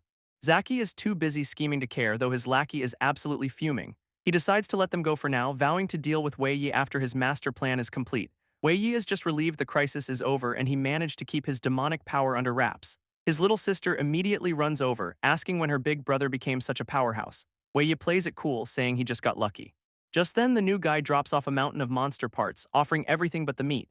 His prized possession is a massive fang from the Silver Fang Wolf King, a pretty sweet apology gift. This system confirms it is a D-rank ++ material, perfect for a new weapon to channel his powers, which is exactly what he needs since his fight with Zaki proved his demon power is way too risky, and he vows to get stronger to protect his family who are already planning a barbecue. Grandpa shows up, immediately impressed by the quality of the monster loot. He notes that Wei Yi has changed, clearly having been through a lot on his trip. Our boy admits it has been a wild ride, even thinking about finally opening up to him, until he is completely floored when Grandpa casually mentions Lambo by name. This old man just says it is time they had a little chat of their own. But first, it is time to fire up the grill, because those monster steaks are not going to cook themselves. This new friend fully embraces his role as head chef, band-aid and all, and for a moment the whole crew gets to just relax and have a family meal. Xiao is loving the food, though she is starting to feel a little sleepy. Wei Yi's system helpfully points out that monster meat is basically a magical sleeping pill in large doses. Even Grandpa is having the time of his life, enjoying a drink with his meal, remarking that a beast this tasty must have been a hell of a fight. Wei Yi privately reflects on the battle, knowing he has to be careful with Lanbao's power before the world system tries to reclaim it. His system immediately throws up a firewall, locking down all info on Lanbao. Wei Yi is completely stunned, asking how Grandpa knew about his secret AI buddy. He is still trying to figure out his new powers while his family enjoys the post-fight barbecue. Our boy gets real deep, asking Grandpa if they can ever fix the world. Grandpa gives him a reality check. History does not have a rewind button, kid, but he offers some hope, reminding him that not everything was lost in the chaos. Turns out the giant robot in their garage is Grandpa's old partner of 20 years, who he explains started as a simple combat bot but developed a soul on the battlefield. Even though its consciousness was wiped, Grandpa believes its spirit is still in there somewhere. With a steely gaze, he says it is fated to return, just like Wei Yi is fated for his own path. He tells Wei Yi to follow his heart, which is some premium-grade mentor advice right there. This emotional chat totally short-circuits Lanbao, which is trying and failing to understand feelings. Grandpa notes the system is resonating, comparing Wei Yi's stubbornness to the eye's own. Wei Yi asks about a world fragment, but Grandpa has no idea what he is talking about. Though he does remember a secret notebook Lanbao left behind for when Wei Yi was ready, and it looks like ready is right now, sending our boy on a new quest for answers. With a new purpose, Wei Yi decides it is also time to visit his parents. Meanwhile, somewhere else, someone is parkouring across the city rooftops at night, effortlessly leaping through the air as night turns to day. This mystery person is training hard, rocking some casual 30 kg wrist weights. Wei Yi is back on his training arc, casually jogging with a cool 100 kg in weights. His auto-analysis has him at level E6, but he knows the exp grind is about to get way harder. A quick stat check confirms it is better to just dump all his points into elemental power for now. With his workout done, he heads to the local market to stock up on supplies. And he is also on a critical mission to buy his sister her favorite honey cake from Auntie Allen. A local vendor spots him, asking if he's got a monster problem, a totally normal greeting here. This guy tries to sell him a sketchy monster-repellent doll, which the system flags as effect unknown, but the sales pitch is cut short by the entire market screaming about a thief. A hooded figure zips through the crowd, expertly dodging everyone while clutching a bag of goods. Wei Yi is shocked by their speed. This is definitely another Awakened one. And the victim is none other than Auntie Allen, who is now about to lose her rent money. Our boy immediately drops his weights and takes off, promising to chase them down. This hooded thief thinks they are in the clear, clutching their bag of stolen treats, but Wei Yi is right on their tail, demanding they give back Auntie's stuff. This little thief just smirks, boasting that they are a professional at running away, a great career choice. Their genius escape plan involves kicking over a fish stall to create an obstacle, which sends the entire awning crashing down right in Wei Yi's path. In the ensuing chaos and dust, bystanders are just trying to see if everyone's okay. By the time Wei Yi gets clear, the thief has vanished, probably using a grappling hook. But our boy is not giving up, ordering Lanbao to expand its analysis range to find them. Lanbao gets the command, painting the entire city block in a digital grid. This system scans every last detail of the buildings, and it immediately locks onto the hooded thief hopping across the rooftops. This little criminal is just enjoying her free snacks, complaining she cannot stash them yet. A quick check of her wrist device shows she is close, time to lay low, so she peeks over the edge, planning her grand escape. But Wei Yi is already airborne, Lambo confirming target acquired. He sticks the landing, closing the distance in a flash. Only for the thief to leap right down at him, thinking she's got the drop. Her confidence evaporates when she recognizes his face, total shock. Wei Yi is done playing games, vowing she is not getting away this time. She tries to fire her grappling hook for another rooftop escape, but our boy uses his own hook to snag hers right out of the air. He yanks the line, telling her the same trick will not work twice, which sends her spinning out of control as stolen cakes fly everywhere, a true tragedy. This thief is now plummeting, absolutely certain she is about to become a pancake. Wei Yi's eyes go wide, realizing what is about to happen, and he catches her, his big reveal being that the professional thief is a girl. Down they go, her screaming the entire way into the alley below. After a safe landing, she is already complaining about him holding her. Some people are never grateful. She is totally ungrateful, blaming him for pulling her down, which, to be fair, he did.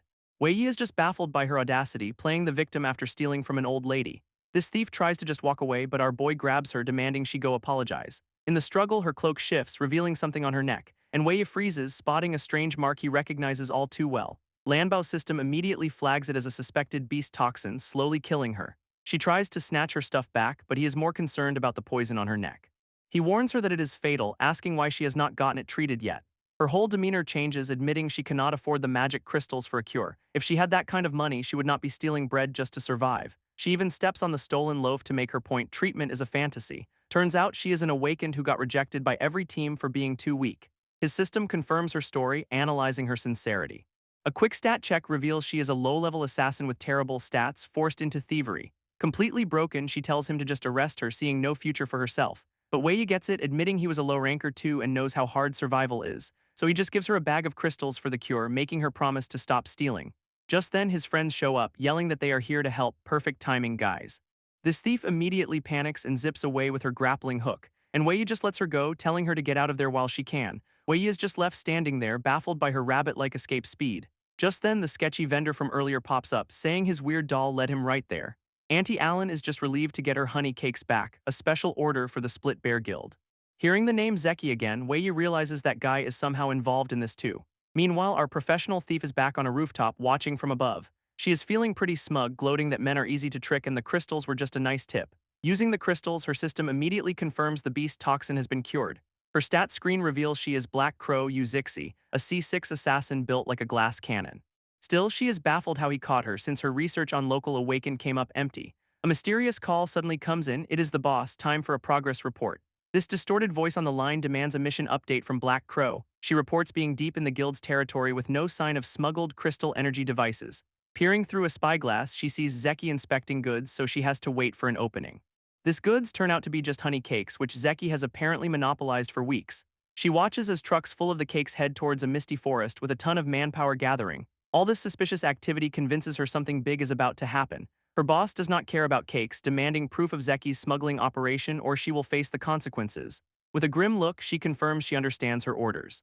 Back on the street, Wei Yi walks home with free honey cakes, wondering why the Split Bear Guild needs a mountain of them. He jokes that maybe the whole guild just has a sweet tooth, then looks at the weird doll the vendor insisted was fated for him. Wei Yi decides to head out, hoping his sister will like her present. He steps inside with a triumphant "I am back" and a gift-wrapped honey cake, only to be met with the tiny rage of his sister for leaving her behind. His friend and sister confront him. Grandpa already told them about the solo trip. Wei Yi tries explaining the 3-day journey is too dangerous, but the cake immediately wins her over. He insists he was just trying to keep them safe since he knows the trail. But the combined guilt trip is too much, and our boy finally caves. Back in the workshop, Grandpa is busy grinding away at some metal, explaining that Wei Yi's new weapon is taking a while to forge. So in the meantime, he offers him a loaner, a ridiculously huge hammer. This is apparently a thank you gift for all the repair help Wei Yi gave him as a kid. His system scans it, revealing it is just a reinforced E-rank repair hammer, a glorified mallet basically. With a cryptic look, Grandpa tells him to say hi to them for him. Soon enough, the whole team is packed and ready, leaving the dog on guard duty. Wei Yi just smiles, completely unable to say no to these guys. And with that, the little adventure squad sets off on their journey. Their map charts a course from town deep into the misty forest, zooming in on a specific destination marked in the wilderness, which turns out to be some creepy rain-lashed ruins, and it looks like a giant monstrous wolf is already there having a snack. That giant wolf from before gets absolutely slammed by some unseen force, and it turns out the ruins are just crawling with these angry little lizard guys. Their map shows they took the scenic route, the one furthest from town, because Wei Yi knew it was a supposedly safer path, of course. Safe is a relative term, with little monsters watching from the bushes. After a full day of hiking, they finally arrive and Wei Yi even gets a level up. This whole crew takes in the view of the overgrown city ruins, a place totally wrecked by some entity called the Creator a long time ago. Wei Yi recognizes his old childhood haunts like the soccer field. But he is snapped out of his nostalgia when his friend spots something. It is the old park fountain, now just a mossy, broken relic. This place triggers a memory. It is where Lambo first saved him from some bullies, and he promises his dormant system that he will definitely bring it back online. His little sister wants to be part of the memories too, which is adorable, while Lanbao's system reports an emotion comprehension failure, classic robot. His buddy is just blown away, wondering how Lanbao survived when the creator wiped out all other eyes. And Wei speculates his parents sent Lanbao to him, but the system just blocks any more info. This friend's mind is completely blown by the idea of a system that rivals the creator's, which makes this whole trip about finding clues to revive Lanbao, a mission he feels destined for. His friend gets a little introspective, admitting he is jealous of Wei Yi's clear purpose in life. Jojo opens up, admitting he hated his old life and loves being an awakened. He gets all philosophical, saying protecting people gives him purpose, a real hero complex in the making. Wei Yi hypes him up and they share a classic shonen friendship moment. But that wholesome vibe is immediately shattered by a sudden sense of danger. A super thick fog just rolls in out of nowhere, completely trapping them. This guys instantly form a protective circle around Zio, knowing this is bad news. Wei Yi fires up his system, time for some omniscient analysis to see what is up. And Lanbao's grid cuts right through the mist, scanning the entire area. Surprised, the water is just crawling with angry-looking hunter fishmen. These things immediately swarm them, bursting from the water with spears ready. Wei Yi shouts for Jojo to get on bodyguard duty for his sister now. His friend does not hesitate, shield up and ready to tank for the kid. Lanbao's scan confirms 6 targets, their positions locked in, so Wei Yi grips his new hammer, only to get blasted by an attack he never even saw coming. He's completely stunned, a system alert confirming his shoulder just got pierced. Another projectile zips past as he scrambles to dodge. Things are escalating fast. His crew is panicking, yelling to see if he is okay. Wei Yi just brushes it off like a champ, insisting it is just a scratch. He is baffled though, since his system cannot track the attack's trajectory at all, so he decides to just charge in, activating a new skill to analyze the enemy up close. A fish-faced freak comes charging in, trident first. Wei Yi swings his hammer with a powerful blue arc, but the monster just poofs. It was a total fake-out. He gets absolutely clocked from behind by a head jab, which turns out to be a high-speed water bullet. And suddenly our boy puts it all together, realizing what is happening. Meanwhile, at the Split Bear Guild, guys are gossiping about bait for a monster. And apparently this bear is so terrifying it put dudes in bed for days. 2 members complain about being short-staffed and having to hire newbies, while they yell at some kid to stop slacking with the honey cakes. Surprise, the newbie is Black Crow in disguise, activating a skill to change her appearance. Thinking this is her chance to finally expose Zeki's secrets. Inside a swanky office, a guy with a serious villain ponytail is waiting. He is holding a pocket watch, monologuing that the time has finally come, and the watch reflects a man in glasses, his little brother. This guy credits his brother for getting him the crystal energy devices that run the town, then swears he will get revenge on whatever took his brother from him. Just then, a henchman bursts in with bad news. A key player is a no-show. He's got a voice message that had to be delivered in person and the boss says to play it, which reveals the guy ditched the mission for his girlfriend's birthday and gets way too personal on the recording. This guy on the line is a total diva, postponing the mission for his love life and demanding cash up front. Back in the office, the boss is not having it, smashing a desk in pure rage. He fumes that this star piercer is just a greedy coward, only useful for his elemental attacks. His henchman points out they kinda need the guy, asking if the whole plan is off now. This goon's also worried about the massive magic crystal they have, warning it could level the building. Suddenly, the boss gets an idea, his eyes locking onto that very crystal. He smirks, saying they do not need that arrogant fool because there is another option right here. This plan is officially back on, much to his subordinate's surprise. But first, the boss says they need to go find someone specific. Meanwhile, back in the ruins, a fish-faced monster charges Wei Yi through the water. Wei Yi dodges, finally understanding their trick. They are using water phantoms to attack. He watches a phantom dissolve, the whole strategy clicking into place. With a confident look, he declares their little trick is over now. Our boy powers up his hammer with Silver Light Max, an electric skill perfect for this. He is about to send a massive current straight through the water, time for some shock therapy. This whole fountain erupts with crackling blue electricity. Lightning arcs across the water's surface, turning it into a total death trap. And just like that, the hidden fishmen are revealed, getting absolutely fried. This phantoms fizzle out while the real ones get zapped into view. From behind his shield, Jojo shouts that they can see all of them now. This electric shock reveals the real fishmen, who are now totally exposed and panicking. Wei Yi taunts a fleeing monster, clearly enjoying the tables being turned. He leaps in with his electrified hammer, ready to bring the pain. And just like that, one fishman is down for the count, netting him a cool 800 experience points. Of course, 2 more immediately pop up to take its place. While he is fighting, Lanbao's system is busy analyzing and copying their phantom skill. Wei Yi parries a trident and smashes another one right in the chest. He realizes the hammer adds a shockwave effect, and even better, he just learned their decoy trick. This new skill creates a water clone and grants temporary invisibility, a pretty sweet upgrade from a monster drop. Then it hits him, Jojo cannot see the real ones and is probably in deep trouble. With a new sense of urgency, he locks onto his friend's position. Our boy literally parkours across the water using the fishman's own tridents as stepping stones. He notes the monsters have switched to ranged attacks, proving they are not completely brainless. What a perfect time to test out his new water light phantom skill. One of the fish freaks cackles as it hurls its weapon, thinking it has got an easy target. Meanwhile, Jojo is tanking an absolute storm of projectiles, his shield taking a serious beating. His sister frets behind him but tries to be brave, knowing they cannot always rely on Wei. Suddenly, she gets a second wind, telling Jojo they are gonna beat the monster to a pulp. This kid is fearless. This lead fishman in the water gulps, its eyes wide with sudden terror, because it is leaping straight towards the tiny, rage-filled child who is absolutely ready to throw down.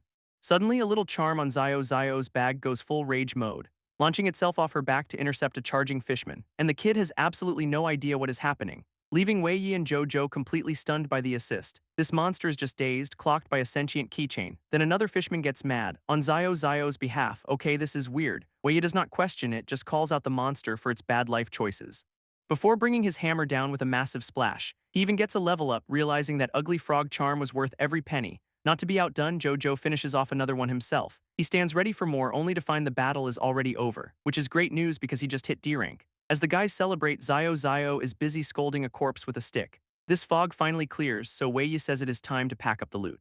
But Jojo is convinced there is rare treasure to be found. He is hunting for a fishman's tear, a super valuable drop, but his first search is a bust. When asked what it does, he basically admits he has no clue, it is just rare. Looks like their luck is out, or so they think, because Zio just found a glowing orb while poking a dead monster. This guys are absolutely floored, she did not just find one, she found two. Zio offers them the rank loot, her luck stat is just completely broken.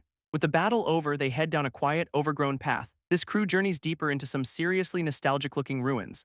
Wei recognizes this place, a piece of his past he has not seen in ages, and his system immediately starts pinging like crazy. A world fragment is nearby. Sure enough, they find its source at an old, abandoned house.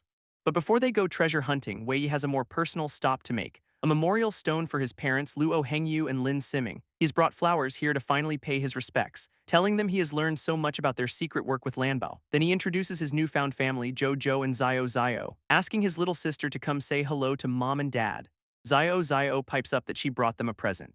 Before dumping her entire backpack of toys and snacks on the ground, the highest honor, she carefully arranges her treasures as an offering for them, and quietly tells them she is so happy to be in their family but has a secret to share. This prompts Jojo to finally ask Wei a question that has been bugging him, pointing out the obvious timeline issue. If his parents are gone, where did Zio come from? Wei drops the bomb. She is an orphan, a survivor of the intelligent destruction.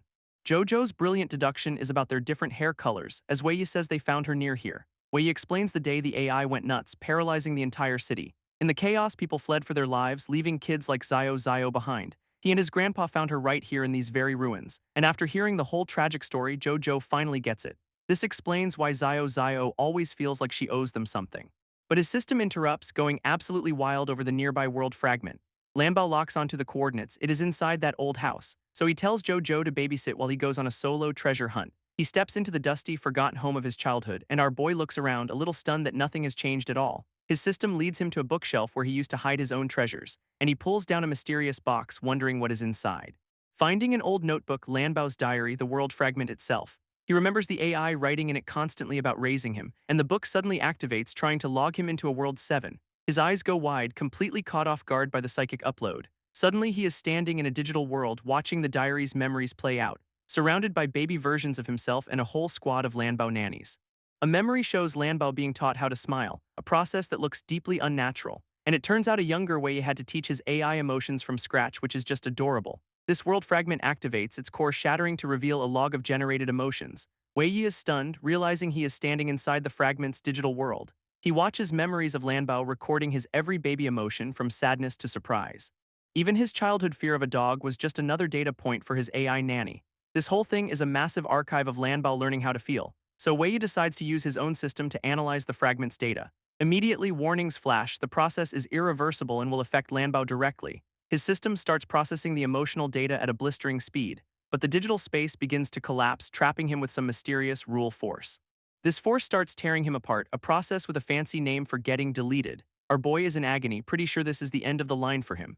Outside, a massive pillar of light erupts from the house, alerting Jojo. Both he and Zio are freaking out, screaming for their big bro. Inside, the energy storm just gets more and more intense, until Lanbao's core library kicks in automatically to counter the threat.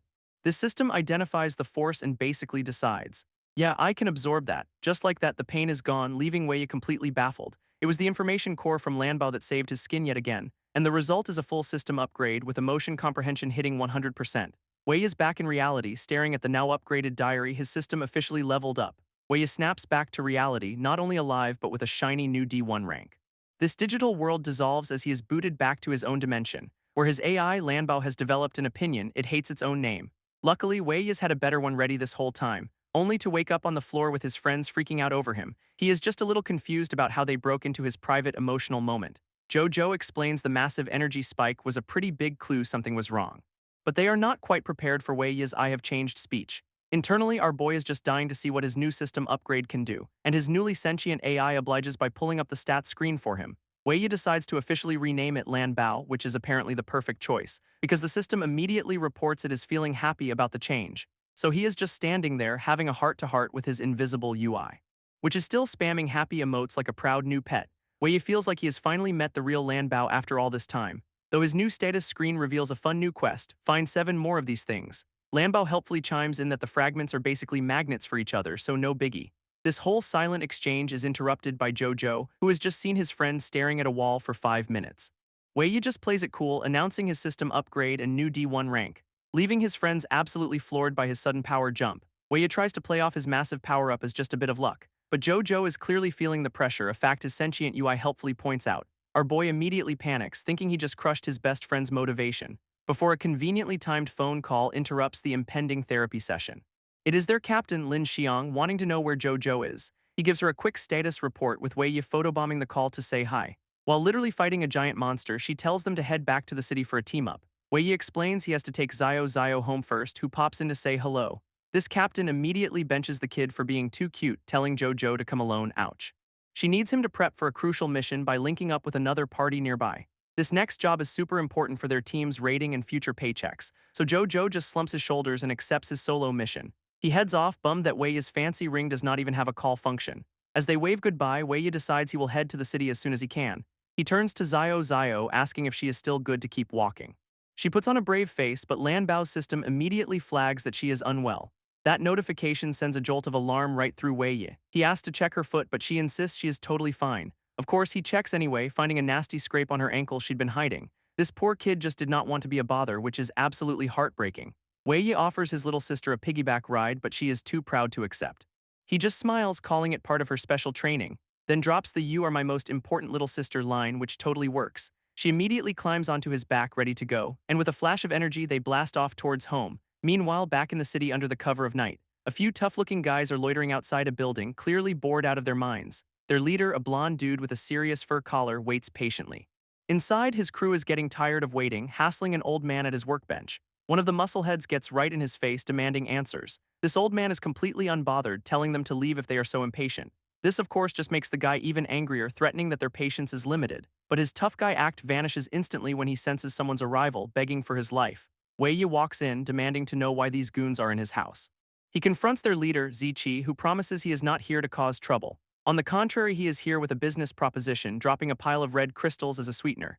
Ziqi explains they need an elemental user for a boss hunt, and Wei just barely qualifies. Lanbao's new emotion scan confirms he is telling the truth, making Wei realize his grandpa knew. His grandpa just gives a quiet nod, confirming the whole setup. This offer is pretty sweet, 500 magic crystals and a 5-year energy contract. Wei cuts right to the chase, asking what kind of monster justifies such a generous offer. Ziqi gets dead serious, revealing their target is the Forest Calamity. Blood Claw. That name immediately gets a reaction, leaving our boy completely stunned. He remembers the horror stories about a legendary crystal bear that shreds entire parties. Even a cocky B ranker who went after it for glory never made it back alive. Ziqi pretends to be reasonable, saying Wei is free to refuse the offer, but that freedom comes with a very clear, unspoken threat to his family. Lanbao's system confirms the killing intent, and Wei pulls a terrified Zio behind him. He knows he is not strong enough for a direct fight, but he also senses Ziqi is desperate. So Wei agrees to join, adding that he has a few conditions of his own. He demands 2 storage rings with comms and a permanent contract, a total power move. One of the goons looks ready to pop a blood vessel, but Ziqi stays quiet. This leader agrees to all of it, but only after the mission is done. Then adds a little warning that if Wei Yi cannot deliver, he is a dead man. Zichi sets the time and place for the next morning, making it clear he hates waiting. And with their business concluded, the whole crew just walks out. Wei Yi quickly realizes this is his best option to neutralize the threat and get paid. His only problem now is that he needs a proper weapon, maybe a sword. Just then his grandpa calls out, holding a long, cloth-wrapped object. Turns out the old man was not just sitting idle while he was away. Grandpa proudly presents a custom-made weapon, telling him not to waste it. He hands it over with a simple warning, try not to lose a finger. Unwrapping it reveals a gorgeous silver wing blade, and our boy is absolutely smitten. With this new sword, Wei Yi feels totally ready to take on the world. Cut to the next morning at the rendezvous point right by the city wall. One of the goons is already checking his watch, getting super antsy. Zichi's also annoyed his advanced team is Mia and their new elemental user is late. This big guy Pang Ming thinks they got ghosted, but Zichi tells him to chill. An archer on the team scoffs, totally sure they do not need some random kid's help. This guy Wang Hui starts bragging about his C-rank power, acting all high and mighty. A purple-haired woman immediately calls him out on his massive ego. She points out the boss's judgment is flawless, so the kid must be important. As Pang Ming tries to break up the fight, he spots someone running towards them. Zichi just smirks, confirming their guest of honor has finally arrived. And there is Wei Yi, jogging and fresh from his morning training montage. Pang Ming immediately starts yelling at him for being late, zero chill whatsoever. Wei Yi just calmly checks his watch, pointing out he's exactly on time. Their early arrival is their problem. He then asks if their deal included a no morning workout clause, which it did not. This archer then hops down to get in his face, mocking how scrawny he looks. He gets right up in his grill, questioning his strength, and Lanbao's UI immediately flags him as human trash. Wei Yi completely ignores the loudmouth archer's zero interest. Instead, he warns the big guy to worry about himself, dropping a casual threat about their last fight. This, of course, sends Pang Ming into a rage, while the archer just finds it hilarious. Internally, Wei Yi is already sizing them up, noting the rare healer on their roster. His scan is interrupted by the healer herself, who is not a fan of being stared at. Before things can escalate, Zichi cuts in, announcing the advanced team is in position. He gives a big dramatic speech about waiting 3 long years for this very battle, reminding his grizzly bear guild that their sole purpose is to take down Blood Claw. This whole crew then starts a very enthusiastic team chant right in Wei Yi's face, who is just deadpan, thinking they have developed a whole corporate culture. How nice for them. With the pep rally over, Zichi orders everyone to move out. This team heads through a glowing portal, leaving the simulation state behind. But from the shadows, a hooded observer spots Wei Yi, thinking things just got interesting. Meanwhile, deep in the forest, the advanced team is completely surrounded by monsters. They are getting swarmed by fang wolves and mimic apes before they even reach the meeting point. Their tank desperately holds the line, but the creatures are relentless. This whole squad is getting pushed back, clearly overwhelmed by the surprise attack. Suddenly, a massive bolt of lightning blasts down from the canopy, revealing Wang Hui the archer making a flashy entrance and saving the day, much to Pang Ming's annoyance. This healer just sighs, wondering why he is wasting so much power on such weak monsters. While the team fights, Wei is just doing a quick power level scan on everyone. He notes that for a bunch of mismatched egos, their coordination is surprisingly decent. This is also the perfect chance for Lanbao to just copy the healer's cure skill, thanks for the free tutorial. It unlocks his skill star map, a whole new system where his abilities are arranged like constellations. He also sees 2 powerful skills that are still locked, probably from that Foge fusion earlier. Lanbao's UI warns him that swapping skills mid-fight is super expensive, so he needs to pick his loadout carefully.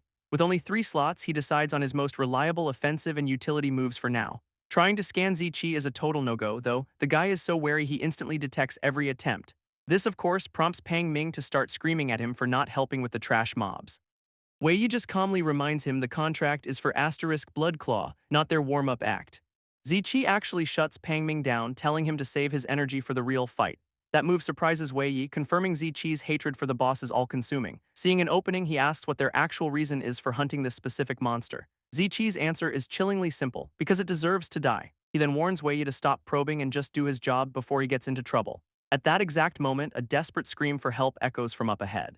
Something huge is crashing through the jungle foliage right at them. Wei Yi immediately ducks into the bushes to get a look at the approaching threat, and his eyes go wide with absolute disbelief. It is Blood Claw, and it is already mauling the advanced team, who are trapped behind a failing barrier. Wei Yi peeks from the bushes, confirming the absolute worst. It is Blood Claw, and it is about to wipe out the advanced team. Zichi is absolutely livid, realizing some random adventurers have stumbled into his perfect ambush. His genius plan is to let them die, then strike when the monster's guard is down. What a hero. Wei Yi immediately calls him on it, asking why they are just letting people die. Zichi practically laughs, saying he is not wasting his team's strength on unrelated people. This rest of the crew are just as classy, literally betting on how long the poor souls will last. Our boy is just disgusted, realizing this world is full of self-serving, rank-obsessed trash. But he cannot just stand by and watch them get slaughtered, deciding he has to intervene. Lanbao's scan shows the whole area is trapped and he is too far away to use his sword anyway. This system then helpfully points out a nearby vine he could maybe possibly use as a projectile. A light bulb goes off, he can channel his skills through asterisk anything he throws. So he grabs the vine, ready to play some high-stakes jungle javelin. He powers up a lightning arrow, infusing the makeshift weapon with crackling energy, and hurls it straight towards the monster with everything he has got. Zichi and his goons are completely blindsided, realizing the kid just ruined their entire plan. This electrified vine smacks Blood Claw right in the face, a desperate shot for hope, creating a massive flash of light that stuns the trapped adventurers.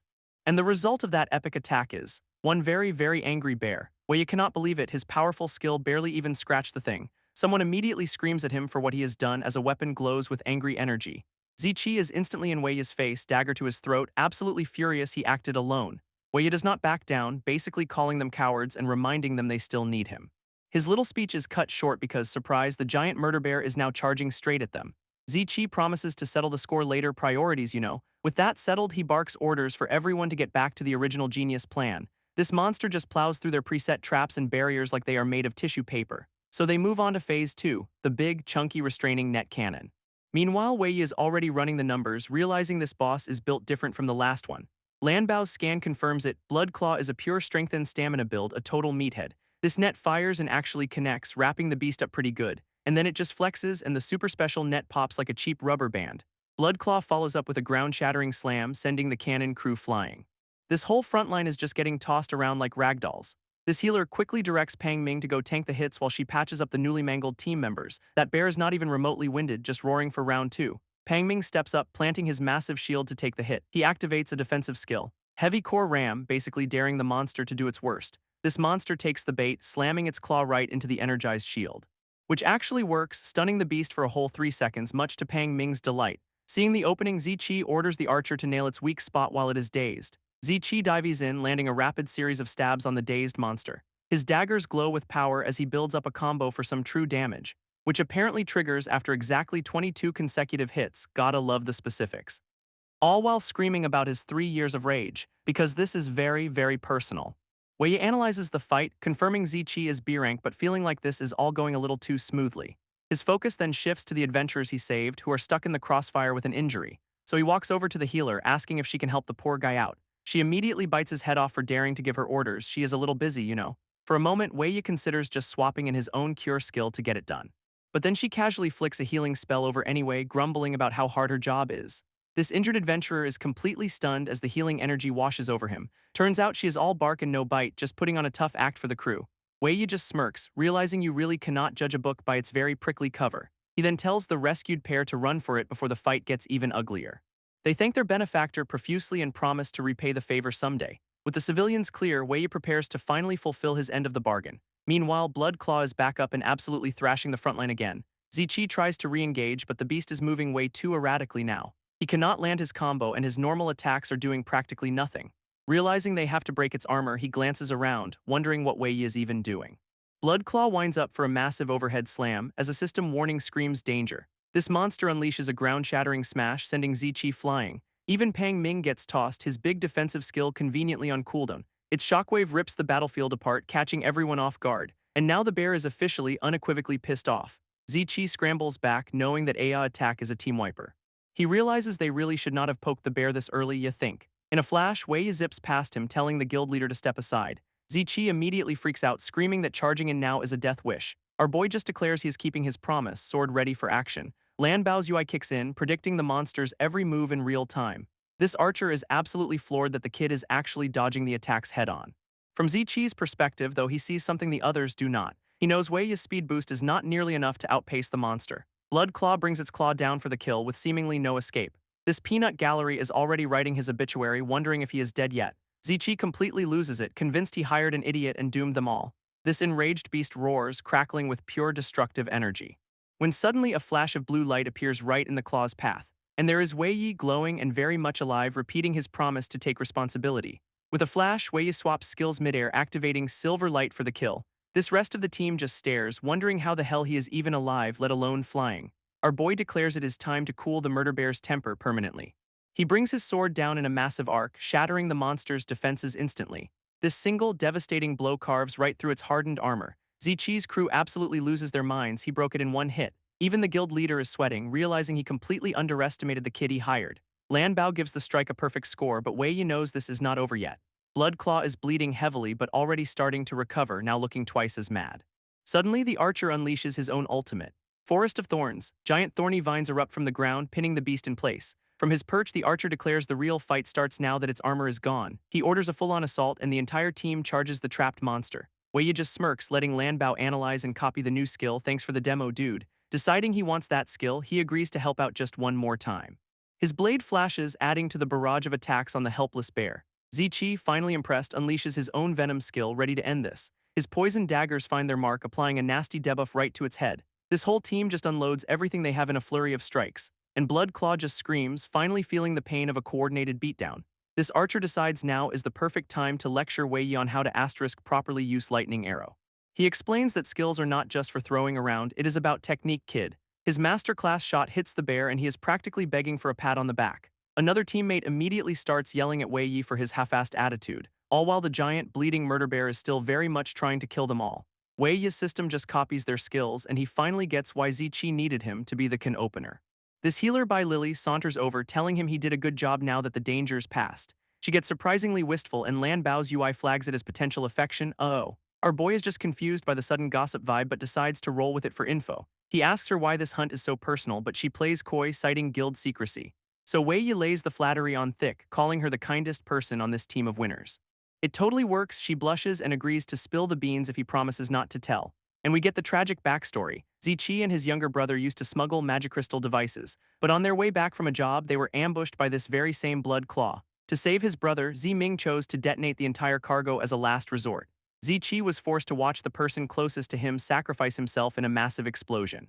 Which is why he has been hellbent on revenge ever since. Back in the present, Zichi's face is a mask of cold, focused hatred. He stands over the fallen beast, daggers poised to finally end his 3-year nightmare. This rest of the team is just amazed it is still alive, but his poison is finally taking it down. By Lily watches, thinking Zichi's 3-year revenge tour is finally over. But Wei Yi feels a deep sense of unease. Lanbao confirms the bear is not done fighting. Its eyes are still blazing with pure defiance, not an ounce of fear in sight. Then the dying beast lets out a reality-shattering roar, blasting everyone back. This whole team is clutching their heads, their ears about to bleed from the noise. Zichi, standing on its head, just scoffs, thinking it is a pathetic death cry. He plunges his daggers in for the final blow, applying a nasty poison. At that moment, his own danger sense starts screaming at him to run. He suddenly realizes there is no scar from his brother's sacrifice. Something is very wrong. Wei Yi feels it too, ordering Lanbao to expand the scan immediately. And there it is, a high-speed anomaly is barreling right toward them. This horrible truth dawns on Zichi and Bai Lily. That roar was a call for help. Meanwhile, the rest of the team is just confused by the ground shaking. This archer looks around, annoyed by all the noise. Oh, you sweet summer child. Because a second much bigger and way angrier Bloodclaw just crashed the party. This new monster plows through the forest, sending adventurers flying. This entire battlefield erupts into total chaos as the real boss arrives. Bai Lily just stares in horror, unable to believe there is another one. Without hesitating, Wei Yi leaps in front of her, yelling a warning. He plants his feet, sword ready as his innate block skill activates to meet the charge. Wei Yi is bleeding, shocked his block skill barely did anything. This new bear swipe just tears the ground apart, sending our boy flying and disarming him instantly. Zichi stares down the real boss as the system just spams danger warnings. Then he sees it, a familiar scar that makes his blood run cold. And he realizes this is the actual monster from 3 years ago. His entire revenge quest was aimed at the wrong target, a fact that hits him like a truck as he sees the battlefield carnage. So the Forest Calamity was a tag team all along. Great intel, guys. All that guilt and rage now has a proper address, blaming the beast for his brother's death. So he charges in screaming about blood debts, ready for round 2. His skill wraps around the monster in a flurry of green energy, convinced that killing this thing will finally bring him peace. A plan he helpfully screams out loud while attacking, which is the perfect cue for the bear to activate its blood rage power-up. And it immediately swats Zichi aside like an annoying fly. This system confirms the bear got a huge stat boost while Zichi just got shattered. His face pretty much sums it up. Well, this is bad. Meanwhile, the archer pops a combo shield, prioritizing his own safety, and the monster's claw comes crashing down, already cracking his defense. This archer's shield is about to shatter, so much for that combo. That massive claw swipe just rips the earth to shreds. And his fancy defense goes up in a puff of smoke. Bai Lily screams for Zichi, who is still Mia after his little tantrum, while Wei Yi, clutching his side, confirms the guild leader is both lost and wounded. His internal analysis is grim. The team's wiped and running is the only smart move. But to make things worse, the crowd control on the first bear is wearing off. Yep, the supposedly dead one is getting back on its feet, ready for round 2. and it immediately pops its own blood rage skill because one was not enough. This system confirms it. They now have two roided-out murder bears to deal with. Just then, Lily unleashes her own ultimate, Mirage Mist. A massive fog bank rolls in, concealing them from the enraged beasts, and she tells Wei Yi to use the cover to escape. She has got important matters, which is code for I am about to do something stupidly heroic. But Wei Yi immediately calls her out. She is trying to save Ziqi, who might already be dead. She insists he is alive since her mist gives her battlefield radar, revealing he is critically injured and on a timer. She gives the classic no regrets speech, fully prepared to die for him, telling Wei Yi to get lost while Lanbao offers three perfectly good escape routes. Our boy just ignores the exit plan, ordering Lanbao to find the guild leader instead. Wei Yi has a classic shonen crisis, run and live or stay and be the hero. Just as he commits, Lily declares she's going on the suicide mission to save Ziqi. But our boy shuts that down fast, pointing out she's basically running on fumes. He even lays it on thick, saying the world needs more kind people like her.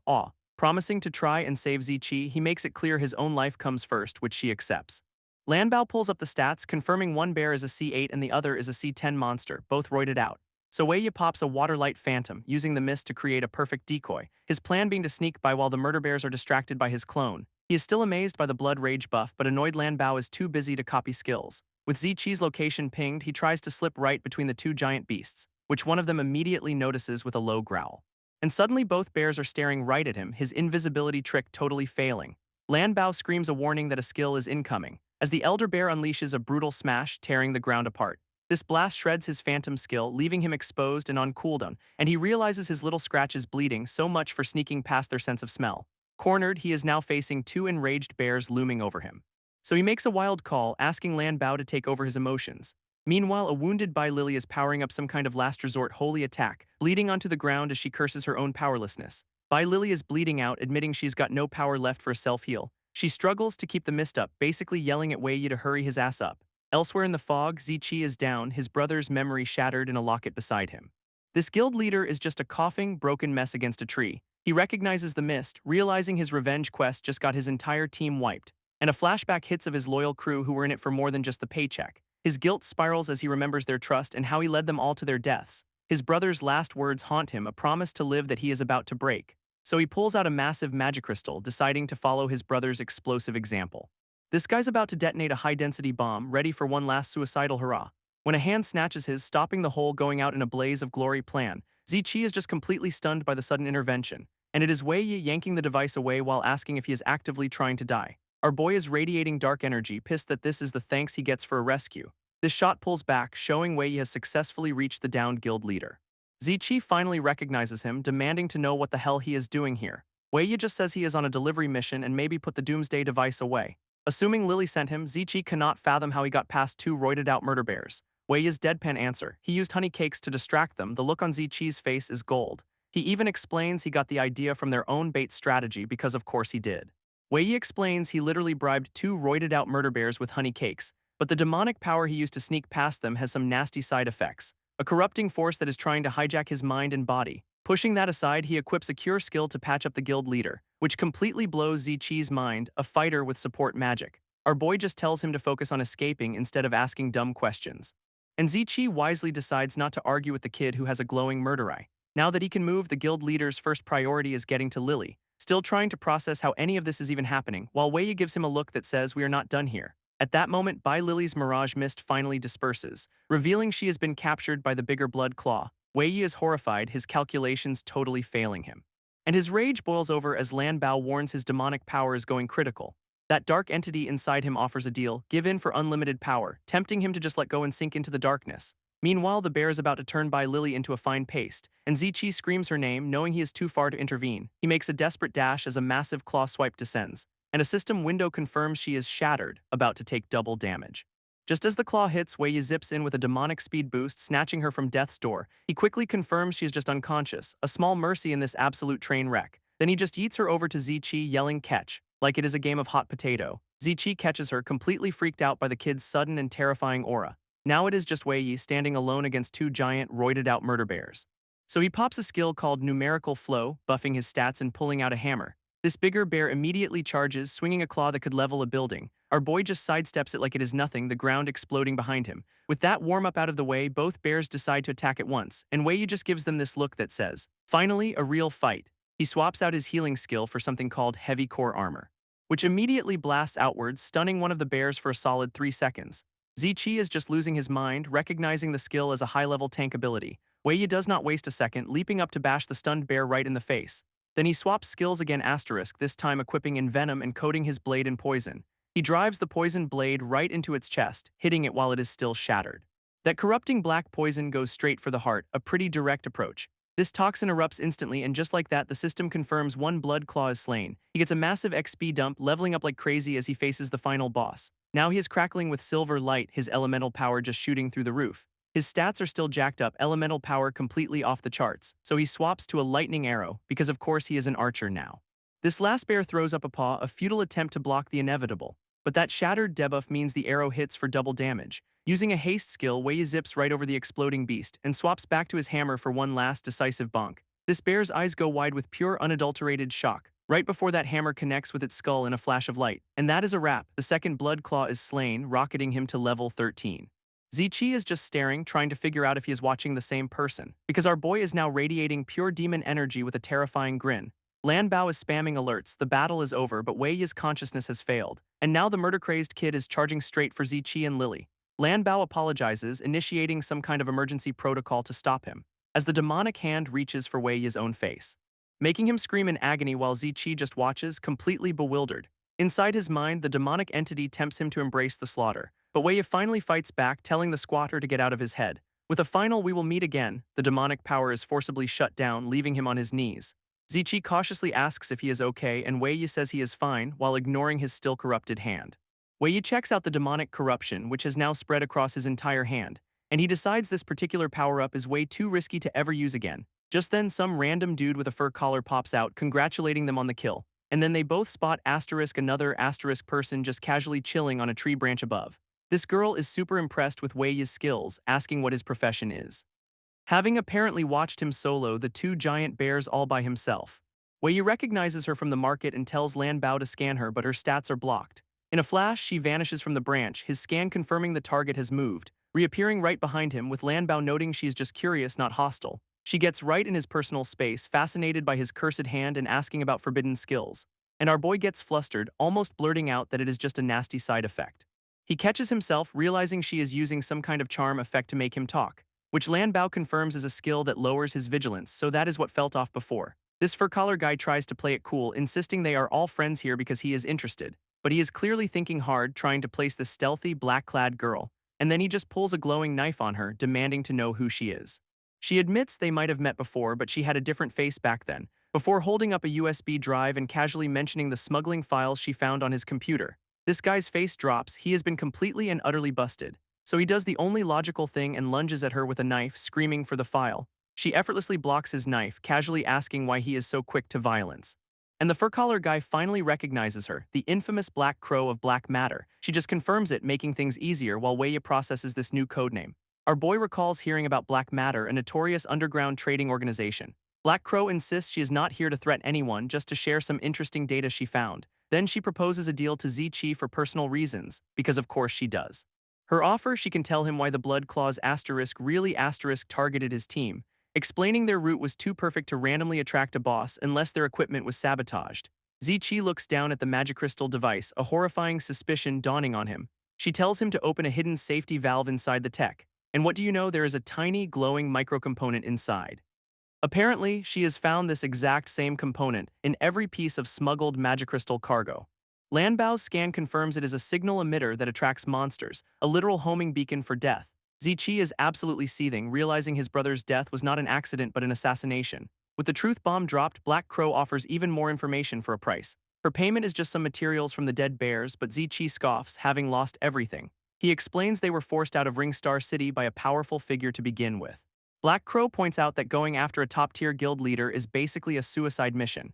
But Zichi reveals a massive secret. This leader is one of the 10 founders of the New World, which completely shocks her since that is info only a handful of people should know. Wei Yi's brain just short-circuits. The founders are tied to the world's creator. Zichi explains he only knows they are absolute legends in their respective fields. And apparently the creator used them as inspiration, granting them boss-level abilities.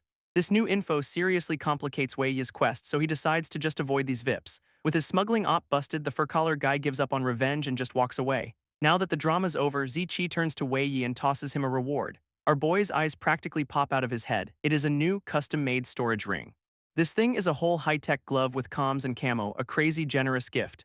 Zichi, still carrying Lily, says they are heading back to town and asks Wei Yi for his plans. Since Wei Yi is going elsewhere, Zichi sweetens the pot. All the monster loot is his too. Black Crow just stares, completely floored that the kid gets to keep everything.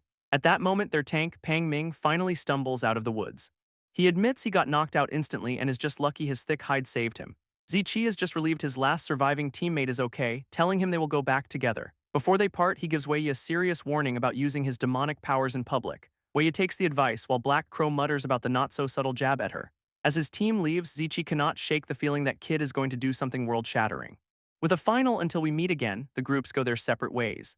Zichi and Pang Ming head down the path with Lily still out cold on the leader's back. Pang Ming offers to carry her, but Zichi seems determined to handle it himself.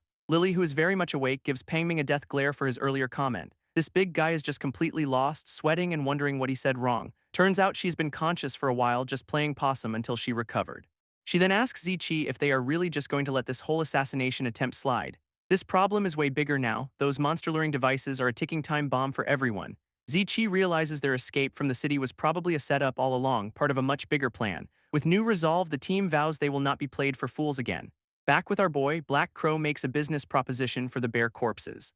She throws out a cool 3 million, calling it a once-in-a-lifetime deal. Wei Yi just straight up ignores her, more interested in his new camo glove. With his cursed hand now hidden, he is ready to see if this thing can hold all his loot. He pulls out a sword to start carving, and Black Crow immediately panics. Negotiations are clearly over. Wei Yi suspected something was up, and Lanbao confirms a special energy signature inside the bear. A smug grin spreads across his face as he prepares to find out what she was really after.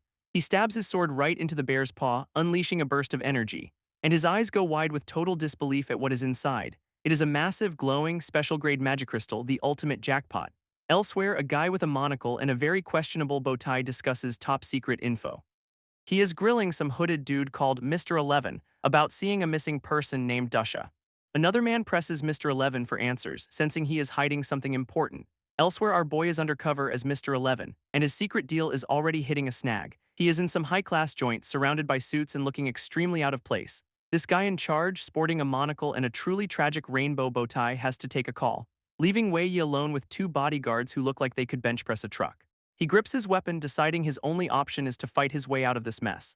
But just as he is about to make a move, the guards are ordered to stand down, because their VIP guest, a certain Madame Dusha, has finally arrived. Through the doors walks a very elegant lady in a ridiculously large hat, and she is introduced as the head of a major financial family, a huge deal in the city. Bowtie guy, whose name is Donghai, immediately starts laying on the flattery. Dusha explains she was just busy with some private affairs, letting rumors of her disappearance run wild. She gets right up in Donghai's personal space, teasing him about being into gossip. Wei Yi knows something's off, and Lanbao confirms it. She is using a light mist as a disguise. This scan cuts through the illusion, revealing her true identity is none other than Black Crow. Donghai puts 2 and 2 together, figuring she must be acquainted with Mr. 11. Black Crow just smiles, confirming she is the one who personally vouched for him. Her cover story is that she just loves collecting powerful allies, a classic networking flex. This seems to satisfy Donghai, who notes the items Wei Yi brought are authentic and very rare. Black Crow then leans over to Wei Yi, reminding him he owes her another favor. He is trying to read her angle, realizing she probably orchestrated this entire charade herself. Donghai tries to save face, admitting he was totally wrong about Mr. 11's power. And as an apology, he transfers the money directly, shocking Wei Yi that it actually worked. Our boy knows this is far from over, just as Black Crow asks for another little favor. She wants her friend here to get a spot in the upcoming elite assembly. Of course he agrees, saying it'd be a pity if Mr. 11 did not join in. While Wei Yi, the VIP guest of honor, has to ask what the hell they are even talking about. This host explains it is a big shot tournament for the Awakened, run by the Apex Guild, and this thing is super exclusive, only for C-rank fighters and above. It is a brutal 1v1 gauntlet where winners just keep fighting until they drop. Black Crow casually asks if the prizes are any good, playing the part of a curious socialite. This rewards are insane. A 5-win streak gets you access to the Apex Guild's private treasure vault. A lightbulb goes off for Wei Yi. This could be his way into the upper levels of the tower, and Donghai confirms it is the only way for an outsider to get into the guild's core territory. Lanbao confirms they can find the world fragment up there, making this tournament a must-win. With a clear goal in mind, Wei Yi's focus shifts to the real problem. What in the world is Black Crow's actual endgame here? Even Donghai is stumped, admitting he cannot read her intentions at all, so he activates his special skill, Iridescent Star, to read her aura. This power reveals a person's true nature through colored stars, red for rage, purple for cunning, and he sees the purple star above her, but something about it feels completely wrong. Donghai's power reveals a transparent star over Wei Yi, a total anomaly he has never seen. So he decides the tournament will be the perfect test of our boy's real strength. With the pleasantries over, Donghai announces it is time for the elite assembly to begin, and he graciously invites them to the competition venue via a private elevator. Black Crow and Wei Yi play along, sharing a look that says this is all part of the plan. Inside, Donghai explains the venue is on the 9th floor, leaving his two beefy guards behind. The second the doors close, Black Crow gets down to business about that little favor. She knew he'd recognized her disguise, confirming he was the right pawn for her game. Her request is simple: win 7 matches, get into the vault, and steal some holy crystal water. Wei Yi has absolutely no clue what that even is, so she just taps his new high-tech glove to show him. A full-blown holographic map of the tower's vault pops up, location and all. Our boy agrees but points out the obvious: he could actually lose to a high ranker. Black Crow is not having it, insisting he must win because this item is vital to her. She grabs him, reminding him she saw his real power and is not taking no for an answer. He realizes their goals align for now, and getting the item gives him leverage later. So they are just having this quiet little hostage negotiation in the middle of the elevator, which Donghai totally clocks, realizing their whole friendship is a complete sham. Just then the elevator dings, announcing their arrival at the venue, and the two of them snap back to their roles, ready for the next act. This elite assembly kicks off in a massive high-tech arena, where an announcer introduces the host for the day, our favorite bowtie guy Donghai. Out he struts with Madame Dusha and the mysterious Mr. 11, making a grand entrance. Some absolute creeps in the crowd immediately recognize Dusha, making gross comments, but everyone else is way more interested in the hooded guy, wondering who he is. And look who it is, the fur-collared dude from the smuggling ops spots Wei Yi in the lineup. He is already plotting revenge, promising his girl he will make our boy beg for mercy. Wei Yi feels all the eyes on him, knowing he has to put on a hell of a show. Up on stage, Donghai announces he is in charge since the guild master is conveniently away, and he begins laying out the rules for the tournament. This format is simple: King of the Hill, the winner stays on stage as the new defender. Rack up 7 consecutive wins and you get to pick any 2 items from the guild's treasure vault. One of the fighters in the audience gawks, saying the prizes are worth at least 10 million. Other competitors know a 7-win streak is easier said than done. Donghai adds a rule for fairness: higher ranks need consent to challenge lower ones. Black Crow gives Wei Yi a sharp look, reminding him of the deal he is locked into. His goal is set: 7 wins are needed for both the holy water and the world fragment. With no time to waste, he decides he needs to end this whole thing quickly. Donghai then announces the first defender will be chosen by a random lottery, and the entire crowd just loses it, screaming to be picked as the results flash on screen.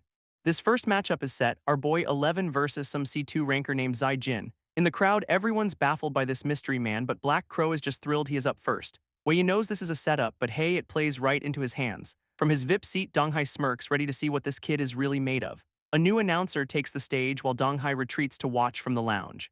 She calls for contestant 11, but the system has zero info on him, a total ghost.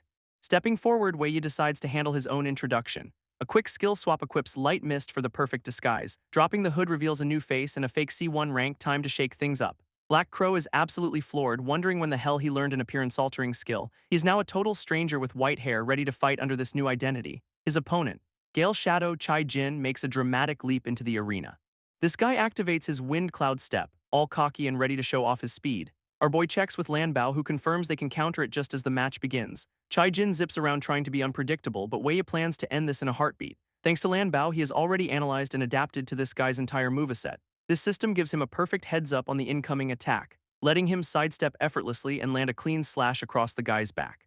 Just like that, Chai Jin is eating the floor, completely outmatched. He realizes a poison on the blade just shut down his speed skill, leaving him bleeding and helpless.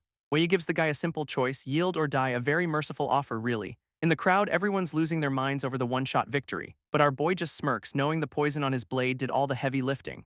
With that, the announcer declares him the new defender and the challenge phase is open. But the other fighters are spooked, deciding to let someone else test the waters first. And just then, a new challenger steps up, calling Wei Yi lucky. This blonde dude struts out, accusing our boy of stealing his spotlight. He is introduced as the guild's supernova, Zhang Tianyu, who thinks Wei Yi is not qualified. Wei Yi could not care less, already seeing this guy as a perfect skill point farm. A quick scan reveals his stats, a C6 rank with some seriously high elemental power. Zhang Tianyu gets furious at being ignored, promising to make this hurt. And our boy's response is legendary: you talk too much. This audience is just horrified by his sheer audacity. This kid is dead. Apparently this supernova once soloed a C1 rank boss, which is a pretty big deal, while the fur-collar dude's girlfriend sneers that Wei Yi is not even fit to be a punching bag. Meanwhile, Zhang Tianyu is already planning his victory speech for Donghai in the VIP lounge. He powers up his sword, declaring Wei Yi the first stepping stone on his road to glory. This announcer gets things started, calling for the second round to begin, and Zhang Tianyu immediately activates his innate skills for a flashy opening move. unleashing his star-piercing burst, a massive spray of elemental energy. Zhang Tianyu's attack just absolutely shreds the arena floor, but Wei Yi easily weaves through the pink energy blasts. He has already clocked its weakness, all power, zero precision. His opponent calls him a rat and just amps up the spam, letting his energy shots just detonate on the arena shield. In the stands, everyone's just glad that barrier is holding. Wei Yi realizes stalling will not work, this guy's cooldown is way too fast, so it is time to go straight for the source. This supernova just smirks, thinking this is all part of his genius plan, and a magic crystal shield pops up to block Wei Yi's strike. Our boy knows his poison-tipped blade will not cut it here, and Lanbao warns him a targeted skill is coming right for him. Blondie declares this is the end, unleashing his ultimate attack, which turns out to be Star Stagnation, a 5-second paralysis move. With Wei Yi locked in place, Zhang Tianyu gloats that there is no escape, but this is exactly what our boy was waiting for, a full commitment. Trapped or not, he declares it is finally his turn to fight back.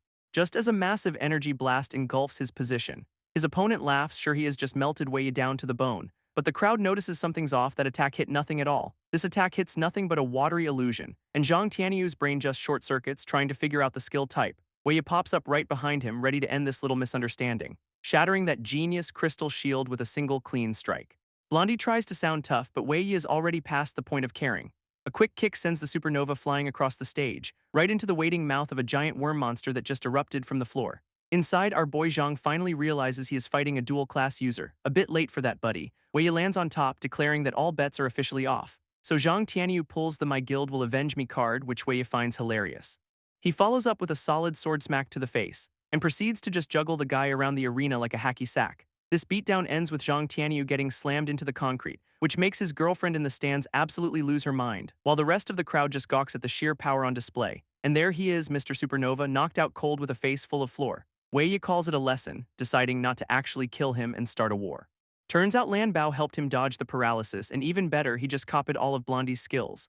This announcer, bless her heart, officially calls the match. The supernova is down, and the audience finally puts it together. This guy has 4 skills and is a 1 in 10,000 dual branch user. Lanbao reports Black Crow has vanished, so Wei Yi knows he has to speed this up. With the crowd too spooked to fight, he decides to try a little public speaking, calling them all frauds and asking if anyone in the room can actually fight. And that works. A few guys get furious, yelling that he is not invincible. Others chime in that he has already shown all his skills and it is time for a lesson. Lanbao confirms the mood has officially shifted to pure rage, mission accomplished. His little speech worked a bit too well, as now everyone wants a piece of him. With his system on standby for analysis, Wei Yi just says, "Let them come." A blue aura flares around him as he gets ready for a whole new wave of challengers. Up in the VIP lounge, Donghai is actually impressed by the kid's first-skill combo. Just then, a huge dude walks in, asking why Donghai is not out hunting with the guild master. Turns out this guy got benched for killing a monster he was supposed to capture alive. Whoops. This B-ranker Chen Nan then asks Donghai for the full scoop on our boy. Donghai admits it is suspicious. The kid's a total free agent, which feels off. Chen Nan's solution is simple, just recruit him since he is way better than that last clown. Meanwhile, Donghai offers him a newly acquired skill crystal containing blood rage, but Chen Nan turns it down, saying real powerhouses do not need cheap tricks. Donghai points out that Wei Yi getting this crystal proves he is hiding his true strength. So now Chen Nan's interested, offering to go test the kid's skills personally. Back on the arena floor, Wei Yi has already scored his 3rd win with another clean takedown, and just like that, he scores his 4th win with a lightning-charged punch. His 5th win comes from instantly sniffing out a clone, much to the announcer's shock. Then comes the 6th win, a chaotic clash of fire and shadow. Our announcer is absolutely screaming, calling it an unbelievable last-second turnaround. This defeated fighter concedes, and Wei Yi actually offers a good match. What a gentleman. In the stands, everyone finally gets it. This guy just ran through every single famous team leader. People are realizing it is not just a skill dump, his actual combat ick is off the charts. He is now seen as the unbeatable C rank with no one left to challenge him. A nice haul of copied skills is his reward, all thanks to Lanbao. Wei Yi wonders if he overdid it, since the announcer is practically begging for a final challenger. But the remaining fighters are all thinking the same thing. Absolutely not, we will pass. Just then, a voice booms from the stands, claiming the last spot for himself. It is Chen Nan, revealing Donghai specifically held him back for the grand finale. Our boy turns around, clearly not expecting this particular challenger. This guy drags a massive sword across the floor, admitting he has been itching to get in there. He casually rests the giant blade on his shoulder, dismissing all the previous fights, and the crowd completely loses it, recognizing exactly who just stepped up. Wei Yi's calm expression shatters as he gets a look at this guy's stats. This scan confirms it is Chen Nan, a B-rank awakener with stats that dwarf everyone else's. Chen Nan proves it by slamming his glowing sword down, shattering the arena floor with one move. Chen Nan makes it clear, from now on this is a deathmatch. His special skill activates, letting him match stats with stronger opponents. He is thrilled. With a stomp, he dares Wei Yi to just try and make a move. Our boy is happy to oblige, lunging in with a fiery counterattack. Their blades meet in a massive shower of sparks, a true test of power. But Chen Nan's raw strength immediately overpowers him, shattering the ground. Wei Yi digs in, barely holding back the beer anchor's insane pressure. He pivots, using pure speed to try and outmaneuver the brute force approach. Chen Nan catches the blade on his gauntlet, admitting it was a good try, but there will not be a next time as he swings for the finishing blow. Wei Yi realizes he needs more power, while Chen Nan just demands a better fight. This two clash again in a furious exchange, tearing the arena apart. This beer anchor is having the time of his life, literally laughing through the beatdown. Just then, Lambo gives the signal elemental power is full and Wei is done playing. Chen Nan gets a little confused, noticing a strange purple glint out of nowhere. And boom, Wei unleashes Star Stagnation, the paralysis skill he copied from Blondie. This big guy is furious, realizing Wei has yet another skill up his sleeve. With his opponent locked down, Wei stacks his buffs, charging his blade with lightning. His eyes glow as he promises some serious payback for all the trouble. But Chen Nan just laughs it off, his sheer battle lust actually weakening the paralysis effect. Chen Nan absolutely roars, trying to brute force his way out of the paralysis. In response, Wei unleashes his own fully charged lightning blast. Their attacks collide in a massive, arena-shaking explosion of light. This crowd is just stunned, wondering if our boy finally ran out of steam.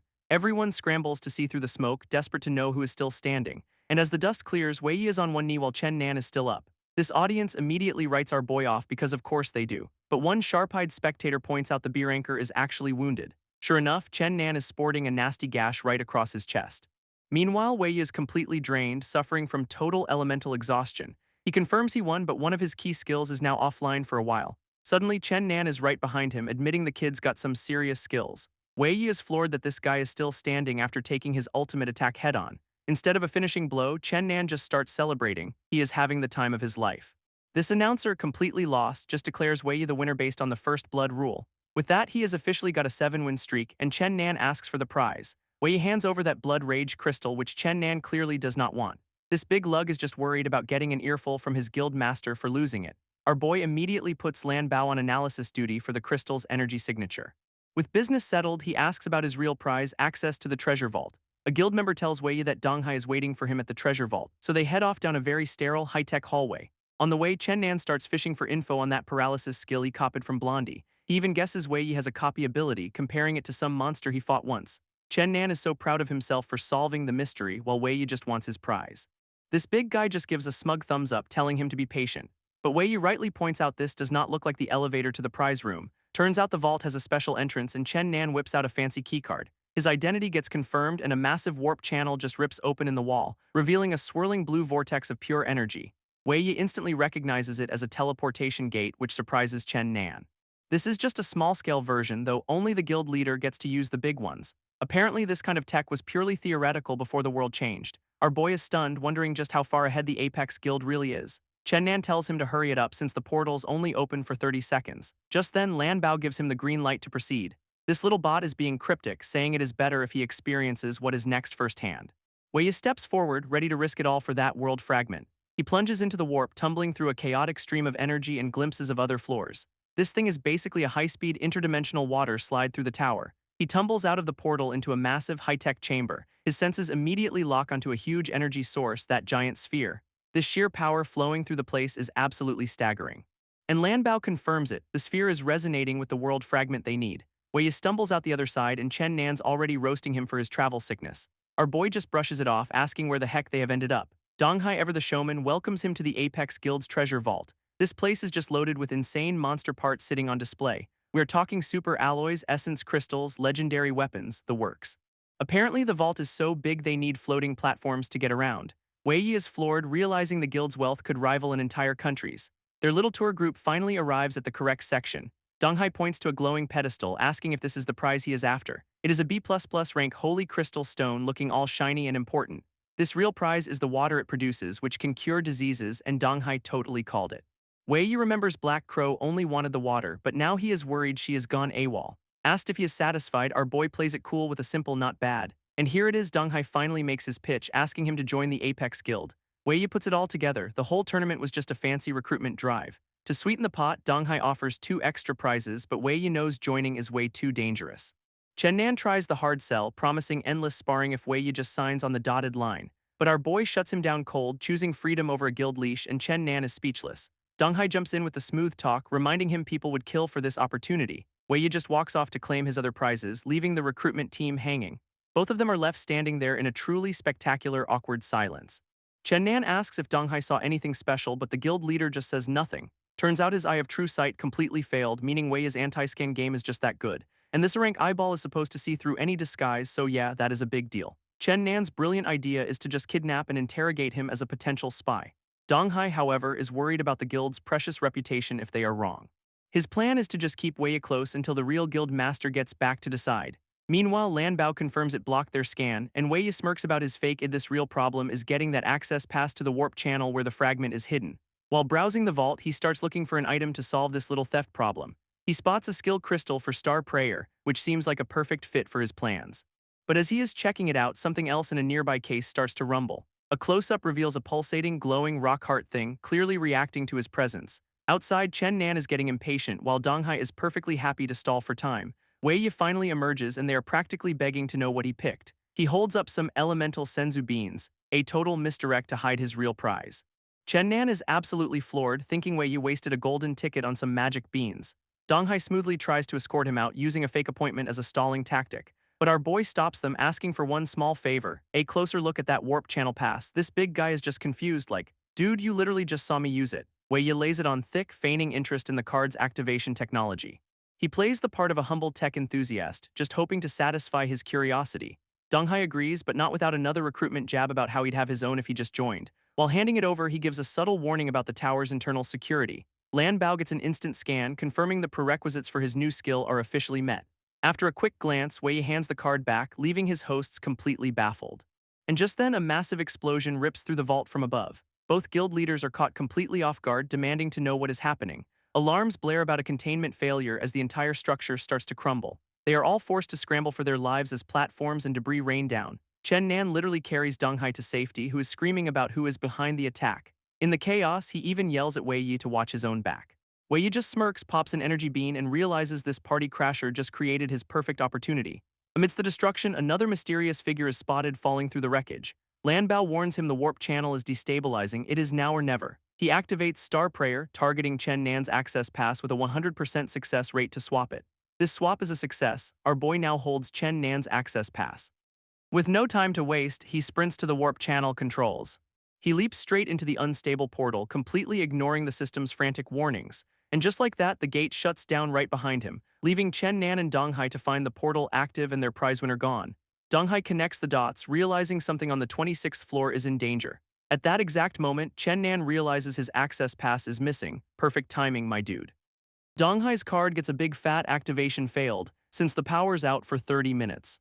Looks like our esteemed guild leaders are officially trapped, much to Chen Nan's visible panic. Meanwhile, the item Wei swapped gets absolutely obliterated by the collapsing portal. Our boy tumbles out on the other side, barely escaping a fiery death in the channel. He is also carrying a new souvenir, that weird pulsating rock that apparently jumped into his arms. No time for that now though, he has got to find the source of all this chaos.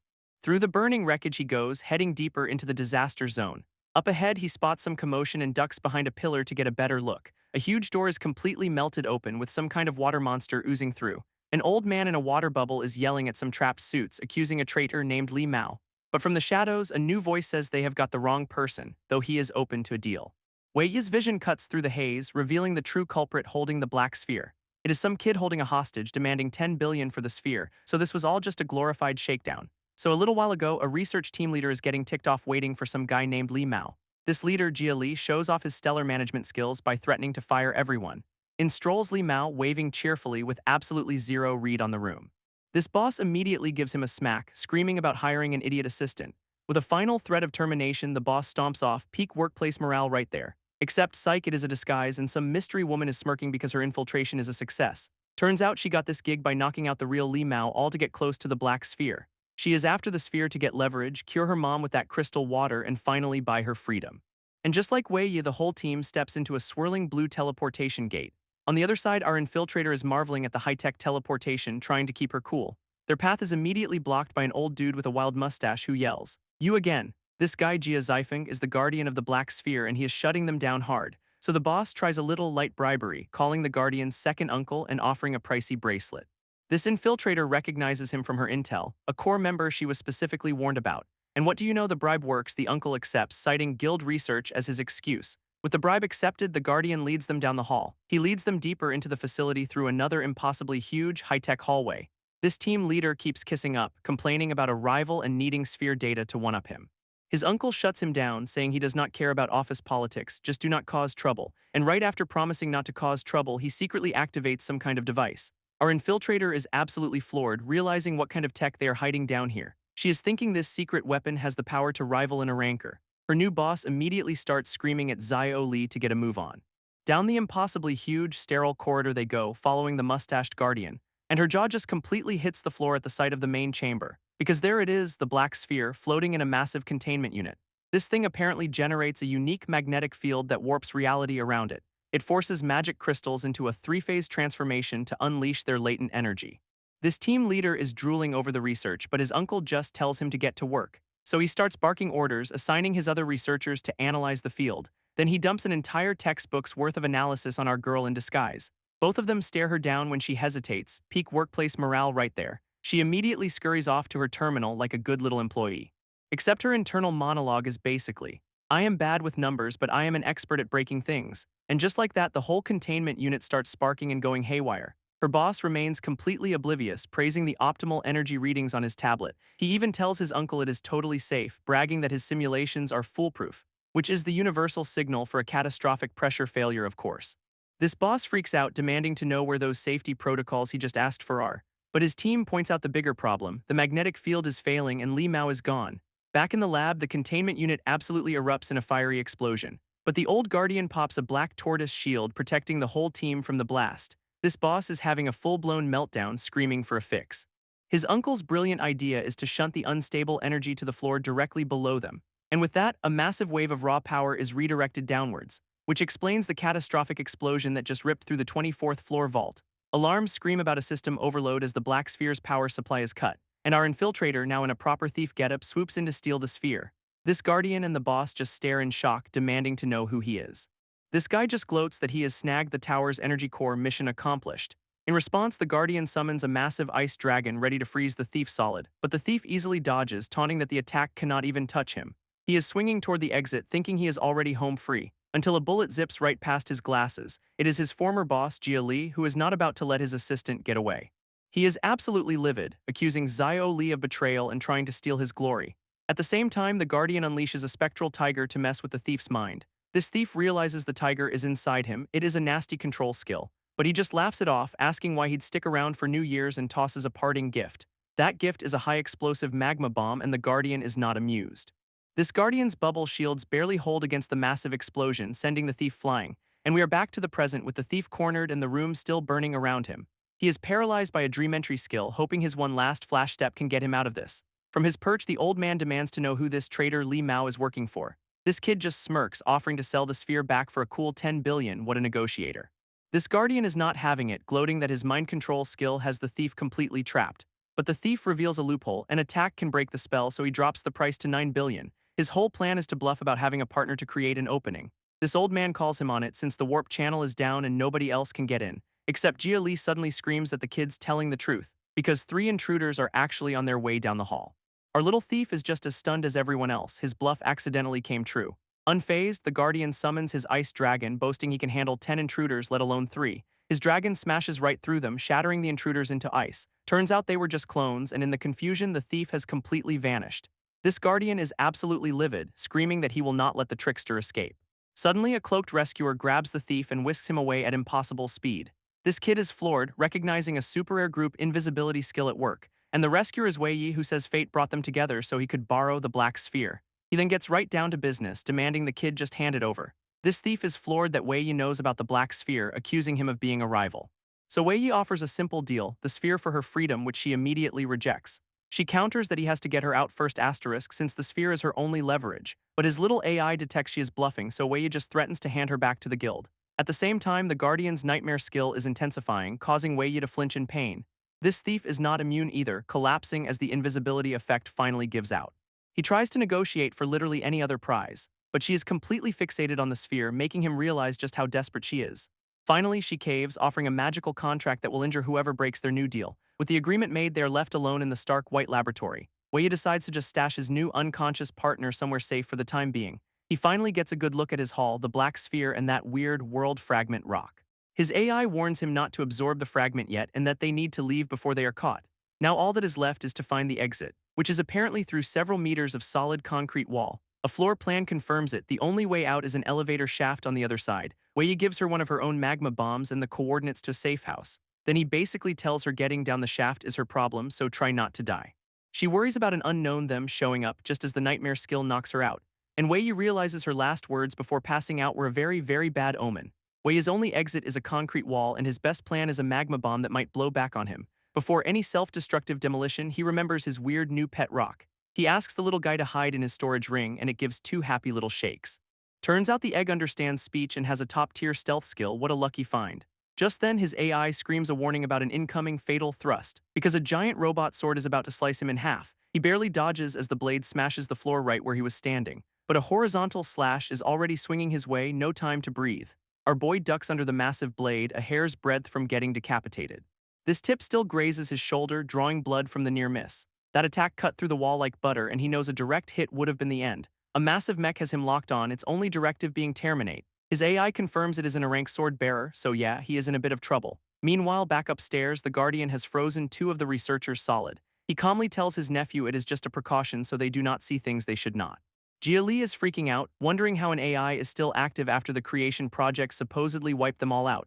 His uncle smugly explains their guild leader has special privileges, being a founder of that whole project. And as part of that, he was given partial command of these mechs to guard the sphere. These two machines are directly linked to the black sphere, making them perfect, unstoppable trackers. This old man gives a final, chilling warning. This is a top-level secret and leaks will be fatal for both of them.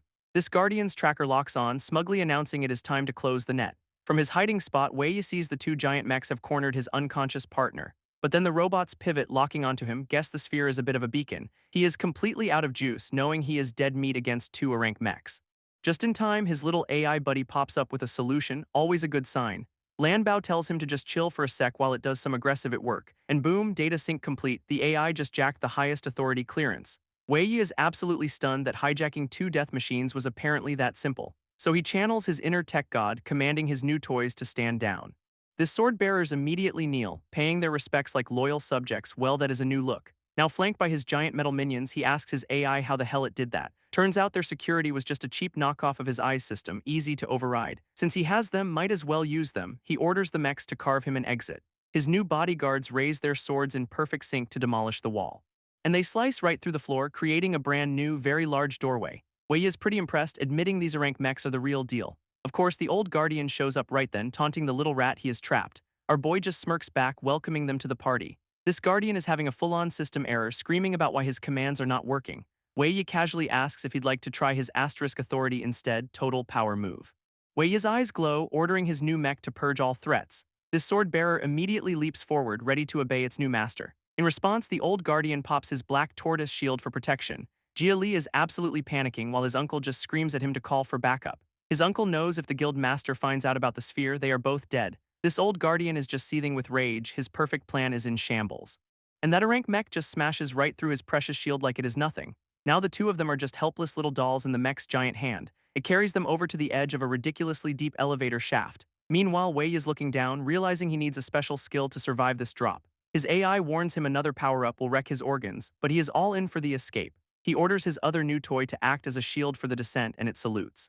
With that, they take a leap of faith right down the massive shaft. This mech even strikes a pose on the way down because style points matter, I guess. Suddenly, a massive field of electricity erupts around them. It is an electromagnetic field, a skill meant to control their fall. Wei's whole plan is to use it as a brake for a nice, gentle landing. But then his vision starts glitching out and something feels very, very wrong.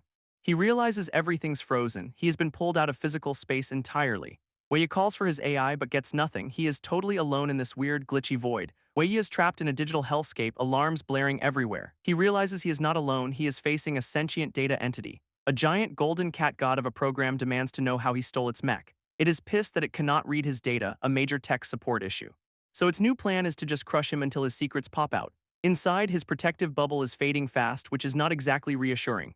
But then his own system's firewall kicks in, blasting the entity apart. This thing is shocked, accusing him of having another powerful AI on his side. It vanishes with a classic "I will be back" threat, which is never a good sign. Our boy just stares, processing that he just survived a cyber exorcism. And just like that, he is back in the real world, still falling down a giant hole. His little AI buddy Lanbao finally reconnects, asking if he is okay. Turns out Lanbao was busy fighting off that golden entity's hijack attempt. Wei learns that was not even the main boss, just a weak avatar of creation. Unfortunately, the avatar left a permanent, unerasable tracking mark on the mech, which means his shiny new toy is now a giant kick-me sign for the enemy. Nearing the exit, he decides to send his new mech off with a bang. Meanwhile, outside the tower, the whole area is on lockdown with a massive energy shield. A guild official tells the confused crowd to just go home, nothing to see here. And the one in charge is a B4 rank captain named Lu Xin, who looks like she means business. Captain Lu Xin is not amused, getting orders from two different bosses to lock down the tower. Just then, an alarm blares. The massive energy shield is being smashed from the inside. Down on the street, the crowd is absolutely losing it, pointing at something inhuman breaking out. And it is one of the sword-bearer mechs making a very dramatic, very destructive exit. This guild agents inside are totally confused since they were prepped for a human intruder, not a Gundam. Captain Lu Xin immediately realizes this is one of their own secret weapons. Did the thief actually hijack it? With the mech making a run for it, agents leap to intercept, assuming the intruder is on board. First up is the cryo team, whose ice attacks do absolutely nothing thanks to status effect immunity. Then the heavy armor team gets a turn and they are swatted aside just as easily. Finally, a fire user steps up, vowing to protect the guild's glory from this runaway appliance. She throws everything she has at it, and the mech just deflects the blast without even trying. Of course, this whole mess is just a distraction, letting Wei slip away while everyone's distracted. He puts the Ring Star Tower and its little robot problem far behind him. A quick leap later, he touches down on a residential rooftop, clear of the chaos. Carrying his unconscious partner, a quick scan confirms the coast is clear, no one followed him.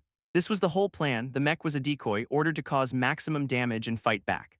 But there is one problem: the nightmare skill is back and it is physically corrupting his new partner. Her vitals are dropping and Wei knows he has to dispel this thing before it actually kills her. His only option is that safe house she mentioned. He scans the city, needing to find it now. And there is the target, a beat-up looking building that is hopefully the sanctuary he needs. Wei finally gets his unconscious partner to the safe house, but she is not waking up. That nightmare skill is literally draining her life force. If she dies in the dream, it is game over for real. He is kicking himself for only getting partial data on the counter skill earlier, leaving him totally helpless now. In a last-ditch effort, he asks his AI for a plan and Lan bows just like, "Dude, the solution's in your pocket." Turns out that black sphere he jacked, the world fragment, is the key to everything. His little AI buddy has been running diagnostics and found a skill nullification power inside. Talk about a convenient plot device. This sphere cracks open, revealing a glowing blue crystal core, which is way cooler than a boring old orb. Our boy is stunned, wondering if this thing can actually just turn off a high-level curse like it is nothing. Lanbao drops some big-brain science about how the crystal's deconstruct skill can break down matter to its core components. Essentially, it can unmake any skill by reverting its elemental structure back to zero, a universal delete button. With the plan set, Wei gets ready to absorb the fragment's power directly into his own system. Luckily, the safe house has a signal jammer, so he will not be broadcasting his little power-up to the entire city. He holds the crystal, ready to download this brand new cheat code. A few minutes later, the whole building is pulsing with a massive wave of blue energy. Inside, the fragment's data swirls around him as it is fully analyzed and recorded into his core. Not only did it work, but the process was so smooth it gave him a free level up to C rank. What a bonus. His stat sheet gets a nice little boost, and he officially unlocks the deconstruct skill. This new power lets him break down any physical matter and even has a target lock feature, very op. This skill's interface looks pretty slick, capable of deconstructing old world, new world, and magic matter into base elements. Wei figures it is all about grinding proficiency, but his AI warns him it is also the key to finding the next world fragment.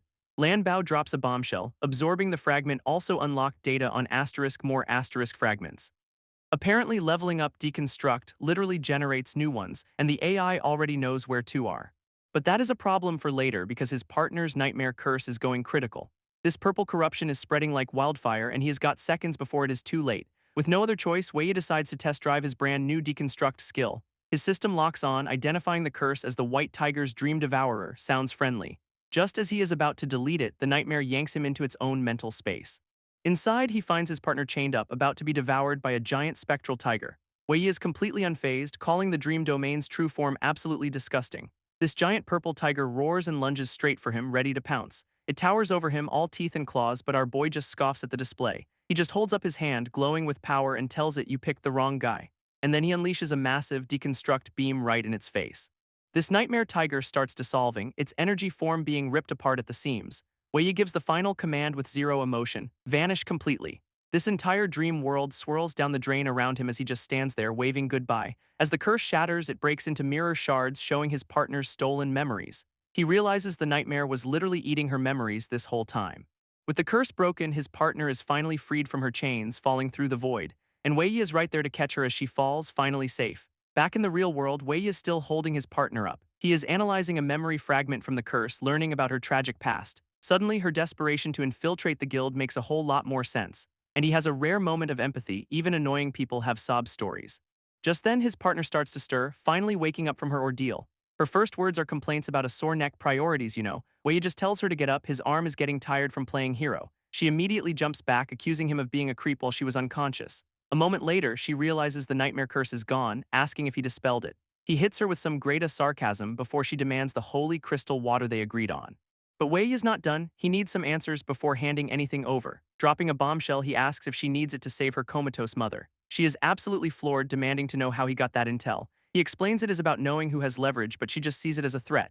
To smooth things over, Wei Yi holds out both the black sphere and the holy water. His offer is to give her both items with just one condition: total silence about him. This makes her even more suspicious. Why give back the sphere for such a low price? His cover story is that he needs someone to trade for magic crystals since he is a wanted man. Then he gets serious, saying he knows what it is like to protect family at all costs. He connects their struggles, guessing she also chose a life of deception to protect someone she loves. She is not exactly touched, telling him to shove his fake empathy. Wei Yi counters with some cold logic. Partnerships built on blackmail last longer. Calling his bluff, she offers him a free disguise since he is now on the guild's hit list. Now that they are partners, she gets down to business, asking how many crystals he has. He casually drops that he needs 10 million's worth, and she just about short circuits. And that is just a starting number. Our boy wants to clean out the entire market. Meanwhile, his decoy mech is still putting on a show for the evening news. Captain Lu Xin is on her knees, her entire squad totally wiped by the runaway robot. Looming over her, the mech raises its sword for the final strike. She can only apologize for failing to protect the guild's honor. But then a massive golden attack swoops in, stopping the sword cold. This golden wind starts encasing the entire mech in solid gold. And just like that, it is a giant, shiny, and very expensive lawn ornament. Her subordinates immediately recognize the skill. The guild master is back. A massive airship descends, announcing the return of the big boss himself. Stepping off the ship, he is already pissed, asking why his tower is on fire. Meet the Apex Guildmaster, one of the 10 creators of the new world, so yeah, he is a big deal. He then casually lifts the multi-ton golden statue, telling everyone not to scratch his toy. Outside, the press is having a field day, but the guild's PR team is giving them nothing. Deep inside the tower, technicians finally get the backup power and the warp channel running again. Up on the 30th floor, the guildmaster is ready to hear some excuses. One of his top guys is absolutely losing it, screaming about how they were attacked and robbed. This big boss, however, is just sipping wine, pointing out they'd all be dead if he had not shown up. An old dude getting healed insists it was not incompetence, the intruders were just too sneaky. So the guild master clarifies, "You're saying you lost our most valuable asset because you were caught off guard." His face says it all. That is just a fancy word for being completely useless. Flaring with golden energy, he reminds them the black sphere was everything, and they let it walk out the door. His subordinates are terrified by the pressure, begging him to calm down. Especially the office guy, who really does not want to undergo goldification. But the boss is ice cold, stating that things without value have no reason to exist. And just like that, the poor guy starts getting a Midas touch makeover against his will. Desperate to avoid the same fate, the old man blurts out that he knows who the thieves are. He spills the details. One was a shapeshifter, and he tracked their escape to the southwest. To save his own skin, he swears a life and death pact to get the sphere back in 10 days. With a snap of his fingers, the guild master calls off the golden execution for now. This deal is on the table. He has 10 days to deliver, and the boss makes it crystal clear: prove your worth or else. On his knees, the old man promises not to fail again because he enjoys being non-metallic. Just then, another subordinate steps forward with a lead on the other intruder. He reports on a contestant named 11 who has been wrecking shop in the elite assembly. A new bigwig gets the news. Even their top guy lost to 11. His subordinate reports their best scanners could not even pierce the guy's disguise, which makes Mr. Feathers here wonder if some old rivals are making an early move. Meanwhile, the guild master leaves his crew to handle the mess he just made. This director then heads into a private room for a little debrief. And inside, he is greeted by a tiny golden cat-like being named Greed. He asks Greed if he got a good look at the intruder during the chaos. This little glowing demon confirms the thief was definitely something special. Apparently, Wei Yi not only dodged his detection but also found a secret tracking mark. This director is stunned. Even a sinful delusion could not see through him, while Greed pokes the new gold statue. Greed just laughs, basically calling him an idiot for thinking other creators were involved. He explains that all the delusions are just phantoms for now. They are all stuck in this city, unable to leave their golden hoards behind. Their real bodies can only show up when the great cataclysm kicks off. All this just makes the director even more interested in this mysterious 11. Greed cannot figure out how anyone besides their boss could be this strong, but the director does not care. Because he drops the real news, the cataclysm is happening in 1 month, and he is sure that once 11 makes a move, they will have him cornered. Their plan is simple: find the risk and then eliminate it for maximum profit. He has been prepping for this for ages, and greed is all for this level of ruthless planning. This director muses that killing this mystery intruder might be a fun little side project. Looking out over Ring Star City, he decides things are finally getting entertaining. In the days that follow, wild rumors about the guild attack are tearing through the streets. Apex Guild, however, just spins the disaster into a recruitment drive. Genius PR, honestly. A trio of reporters are digging into 11, the tournament champ who vanished without a trace. With the guild shaking down everyone for info, the public starts connecting 11 to the heist. Some even speculate he is another legendary creator, building up a whole myth around him. 7 days later, we find Wei Yi arriving at the Adventure Association. A guard scans his id and scoffs at his F-rank status, clearly not the guy they are looking for. Wei Yi just smiles and thanks him, playing the part of a harmless nobody perfectly. Inside, security is on high alert, forcing all C-rankers and above to register. He is actually relieved his id is so outdated, letting him slip right past the checkpoints. For the past week, he has just been grinding his deconstruct skill on a mountain of crystals. His proficiency is up to 50%, but now he has officially run out of cash.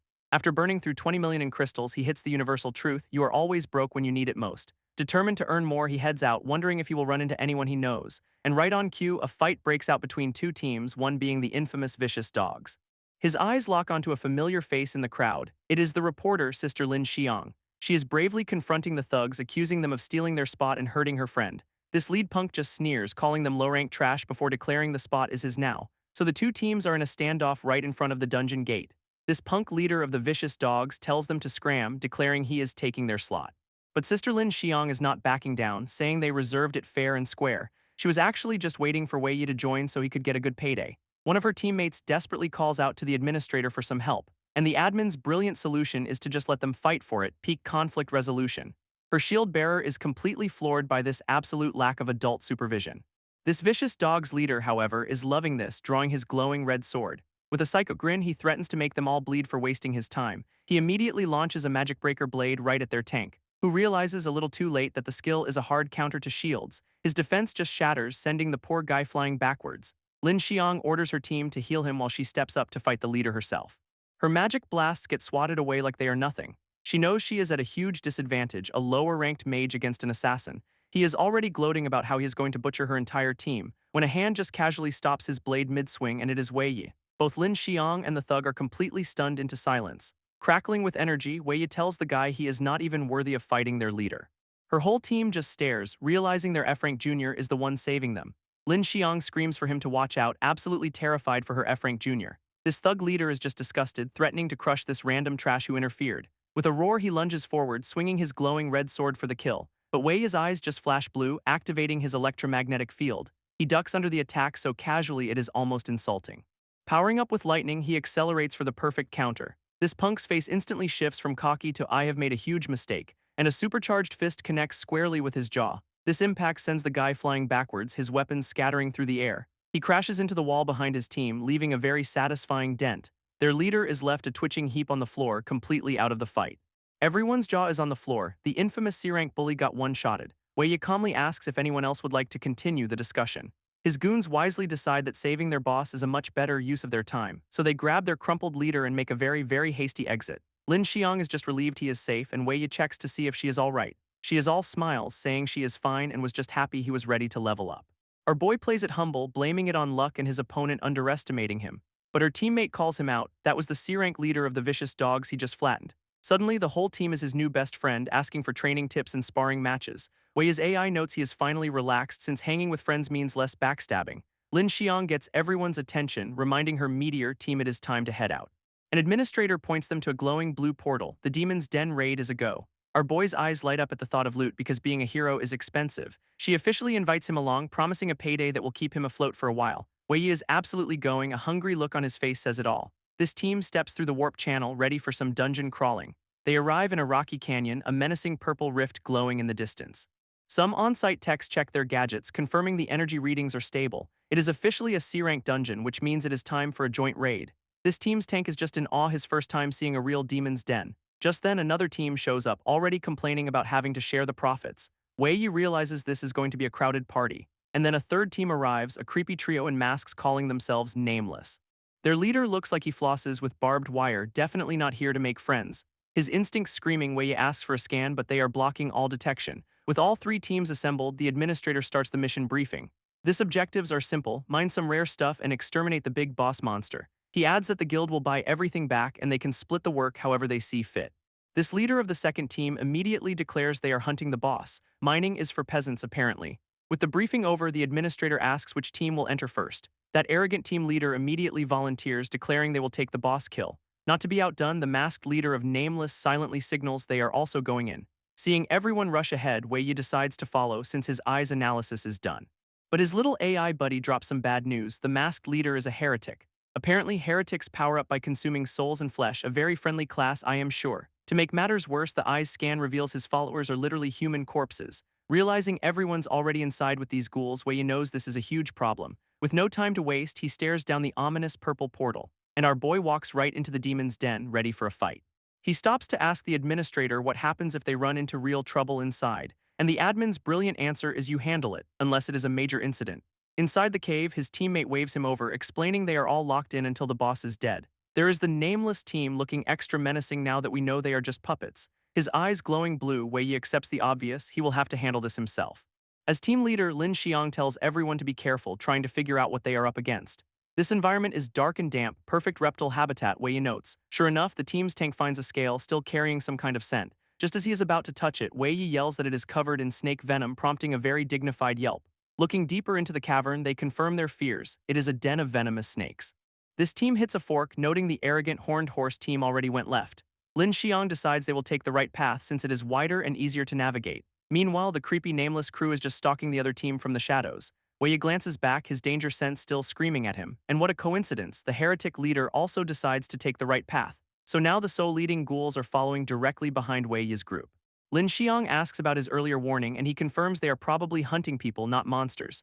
Her tank finally connects the dots, that is why they gave him such a bad vibe. Our boy volunteers to watch their six since their backs are completely exposed in the narrow tunnel. She agrees instantly, putting her full trust in her F-rank junior's judgment. With the new formation set, she orders everyone to stay alert and stick close. This heretic leader just scoffs, totally unimpressed by their little defensive strategy. Suddenly, a thick fog starts rolling into the cavern, making things even worse. A massive snake tail whips past them in the mist, barely visible. Wei Yi realizes that with this cover, the enemy is not even bothering to hide anymore. In his eyes, he can see them for what they are: ravenous monsters cloaked in shadow. He considers making the first move, his AI confirming the target is on high alert. But Lin Xiang suddenly calls a halt, spotting a new area just ahead. She lets out a gasp of pure, unadulterated shock, because they have just stumbled into a cavern absolutely loaded with valuable purple crystals. This tank is losing his mind. These are purple cloud crystals worth a fortune. Her whole team is practically vibrating with joy, already planning their retirement. Wei Yi, however, thinks this is way too convenient, his danger sense screaming. His AI scans the cavern, noting that some of the crystal pillars look different. They are pulsing with a strange energy, almost like they are some kind of rune. Suddenly, the little bot screams a warning. A target is rushing them through the fog. One of the masked ghouls leaps right at Wei Yi, blades flashing for the kill. He blocks it easily, taunting the corpse puppet for finally making its move. Meanwhile, the rest of the team is getting absolutely stonewalled by the other one. Wei Yi's opponent gets peppered with some magic blasts from his teammates, and Lin Xiang yells for him to go all out since they have got their hands full over here. Our boy knows this direct attack means they have a backup plan he has not seen yet. Deciding not to waste any more time, he prepares to end this now. He summons his silver light sword, crackling with pure energy. With one clean slice, he splits the corpse puppet right down the middle. But just as he finishes, he hears a desperate cry for the captain. This heretic leader has Lin Xiang in a chokehold, mocking her team's pathetic strength. He gives them a classic villain ultimatum: drop your weapons or she dies. Lin Xiang, being a total badass, just tells them to ignore her and kill him anyway. This team is in shock, learning the leader used a black mist to ambush her from behind. This heretic leader calls out Wei Yi, asking if he knew his identity from the start. He is actually impressed, wondering if our boy is secretly a B-ranker in disguise. Then he threatens to refine Lin Xiang into his next corpse puppet. What a charmer. Wei Yi absolutely loses it, but the villain just taunts him about being helpless. This creep is just soaking it all in, inviting them to stay and die with him. Suddenly, those weird crystal pillars start glowing with some very ominous runes. A massive magic circle erupts from the floor, trapping the heretic and Lin Xiang. He tries to phase out but gets a big fat access denied from the universe. As the light intensifies, Wei Yi yells for everyone to stay clear of the vortex. Our boy finally connects the dots. The crystals were a teleportation trap all along, and just like that, both the villain and their captain have vanished into thin air. Her team immediately panics, ready to charge off and save their leader. But Wei Yi holds them back with a grim look on his face. He tells them they cannot leave just yet because they have got company. And by company, he means a welcoming party of armored, two-headed snake dudes. It is not just a party, it is a full-blown monster horde, and they are completely surrounded. One of the teammates spots something even worse in the crowd, a boss. Meet the snake commander One-Eye, who seems disappointed he only gets to fight a few of them. He declares they will all be sacrifices for his queen, so not a great first impression. With no way out, the remaining team members brace for an impossible fight. This team's reaction is pure gold. A talking boss is never a good sign. Wei Yi, however, is completely unfazed, already calculating his next move. This snake commander just repeats his threat about them being sacrifices for his queen, and with a single command, the entire snake army charges forward. In a total panic, the tank asks Wei Yi what to do because leadership is hard. Our boy just lets out a deep sigh as if this is all a massive inconvenience. Then he throws his hands up, yelling that they surrender, a truly heroic move. He lays it on thick, claiming they are just poor adventurers who do not want to die. His teammates are absolutely floored, their jaws on the cavern floor. One of the snake guards actually buys it, calling him sensible for giving up so fast. This healer, meanwhile, is not having it, demanding to know what he is thinking. But the tank shushes her, telling her to just trust Wei Yi's big brain play. This commander, however, is not impressed, stating that trespassing is still a death sentence. He gets right in Wei Yi's face, doubling down on the whole sacrifice thing. Still playing the fool, Wei Yi cheerfully asks if this means they get to meet the queen. This commander confirms it, adding that the other teams are also scheduled to be snacks. He then boasts that their queen is an ancient species demonic beast, way out of their league. Wei Yi's AI helpfully clarifies that ancient means at least B rank, so they are super screwed. Another snake mentions the heretic. Bone Eater is already starting the ritual. With that, the commander declares it is time to escort them to their doom. Wei Yi drops the act, telling the commander they will escort themselves, thanks. This snake boss is understandably confused by the sudden spine transplant. Because our boy is already lunging, yelling that he is about to get a demonstration. This commander finally gets it, screaming about untrustworthy humans and vowing to cripple him. He unleashes a massive sword swing, ready to turn them all into paste. But a decoy clone of Wei Yi zips right past his head, a perfect distraction, and the real Wei Yi is already there, plunging his sword straight through the boss's chest. He even drops a cold one-liner about how you cannot always trust your eyes. This snake is justifiably upset about being tricked and, fatally stabbed. With one clean hit, the commander is down for the count, boss defeated. Wei Yi gets a nice level up and a new soul-absorbing skill for his ring because of course he does. His victory lap is short though, remembering they are on a timer to save Lin Xiang. This team is just losing their minds, totally stunned he faked them all out. Meanwhile, the remaining snake guards are not happy their boss just got deleted. So the team squares up, forming a barrier to buy Wei Yi some time. This tank heroically tells him to go on ahead and they will handle the mob. After a quick "be careful," Wei Yi follows his eyes' directions deeper into the cave. This path ahead is dark and ominous, just another Tuesday for him. He bolts forward, leaving a golden streak of light in his wake, and he is sprinkling some fluorescent powder to leave a trail for his team to follow. Wei Yi's AI announces another fork in the road because of course there is. He's getting real tired of this labyrinth, asking if there is any other way through. His bot pulls up a map showing a complex system full of traps, no easy exits here. With time running out, he tries to think like the enemy to find their hidden path. Meanwhile, at a sinister purple altar, another adventurer is begging for his life. He screams about his greed for the crystals as dark tendrils tear him apart. His face twists in pure agony as the ritual consumes him whole. And just like that, he is reduced to dust, a very effective "I told you so." All that stolen life force flows towards the snake guards and their other prisoners. This leader of the Horned Horse team is now a captive, surrounded and told she is next on the menu. She is horrified, realizing her own captain is dead and this whole cave is a slaughterhouse. Her captors are a trio of C-rank snake bosses, including the heretic, Bone Eater. Behind them, a massive chain tail hints at something much, much worse. It is the Snake Queen, a sealed beast with a completely unknown power level. And now for a brief, unrelated art break featuring some very fancy mages. Suddenly, we are in a flashback of a little girl watching a shooting star. Her parents ask their little Xiang what she wished for. It is Lin Xiang's memory. She adorably wished to live a radiant life just like that star. Too bad that star was actually the apocalypse arriving, bringing monsters and ruin. This memory ends with a woman, probably her mom, desperately fighting off a beast. Her wish to be a meteor came true on the day her parents died in the rubble. But all she wanted was her family back, not this cursed power. So she poured all that grief into building a stronger adventure team, vowing to forge her own radiant path no matter the cost. In the past, some guild official tells her the team is about to be disbanded for poor performance. Her teammates are already bickering about money and a lack of missions. So Lin Xiang makes a desperate move, cashing in all her personal crystals for a high-risk mission. She really thought pure sacrifice was the answer to all her problems. And now, captured, she wonders why her hard work has led to this. Back in the present, the snake cultists stand before their chained queen. This massive beast begins to stir, its chains straining under the pressure. Its eyes are still closed, but you can just feel the immense power radiating off it. This head snake priest complains the ritual needs more elemental affinities. One of his lackeys wonders where One Eye is. Buddy, I have some bad news for you. Deciding not to wait, the priest orders them to just sacrifice the prisoners they have now. This heretic, Bone Eater, gives the command to begin the slaughter. He immediately guts one of the captured adventurers from the Horned Horse team. That poor guy dissolves into pure dark energy, his life force stolen. But Boniter uses that power to make a break for it, yelling that he is out of here. This snake priest just laughs, mocking him for trying to use heretic tricks in front of the real masters. This snake priest flexes his own dark magic, summoning a massive shadow beast. He tells Boniter that without elemental power, he is completely worthless to the queen. And just like that, the heretic gets melted into a puddle of goo, so much for his big escape. With that loose end tied up, another snake guard moves in on the remaining prisoners. He brings a massive axe down on one of the captured adventurers, then stands over the body, calling him trash for good measure. This leader of the Horned Horse team tries to make a move with a dagger. But a guard grabs her from behind, threatening to gouge her eyes out.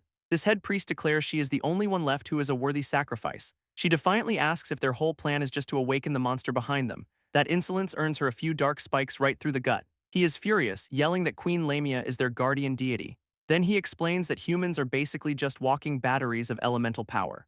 That is precisely why they need to slurp up their souls. What a creep. She finally puts it all together, realizing this entire den was a trap from the start, and the priest just smugly confirms her worst fears with a precisely. His grand plan is to offer 5 C-rank souls to summon their ancient queen. With her leading them, the Serpentkin will become a top-tier demon clan. His minions are all fired up, ready to stop being afraid of humans. And the priest reveals she is the grand prize. Her body contains the final element they need. This Horned Horse leader glares back, absolutely refusing to be a victim. But the snake priest unleashes his dark soul art anyway, and in an instant, shadowy tendrils completely engulf her. His minions are all chanting for their queen, a full-blown cult rally. She is in agony, feeling her consciousness fade under the assault. This dark energy drags her across the floor, pulling her toward the altar. All that power flows upwards, feeding the massive chained beast on the throne. This priest is ecstatic, yelling that the queen is finally answering their call. Even while being consumed, she knows that thing cannot be allowed to awaken, so she resolves to stop them even if it costs her everything, and unleashes a blinding flash of light, a last-ditch counterattack. It is an astral soul ward, a skill that burns her own life force for protection.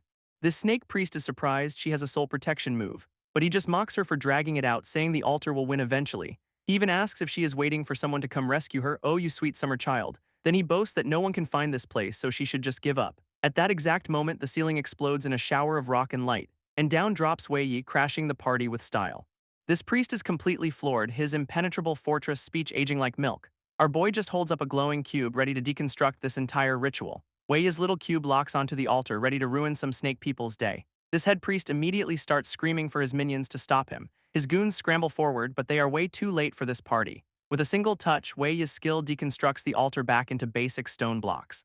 And just like that, the entire ritual site explodes into a geyser of rubble. This, of course, really ticks off the half-awakened snake queen chained in the middle of it all. This priest is absolutely losing it, crying out for his queen as his life's work crumbles. His remaining guards look ready to murder someone over this little interruption, but Wei Yi is already airborne, having scooped up the Horned Horse leader from the chaos. He gently holds her, telling the unconscious captain that he is here. Then he gives his best hero glare, promising to handle everything from here on out.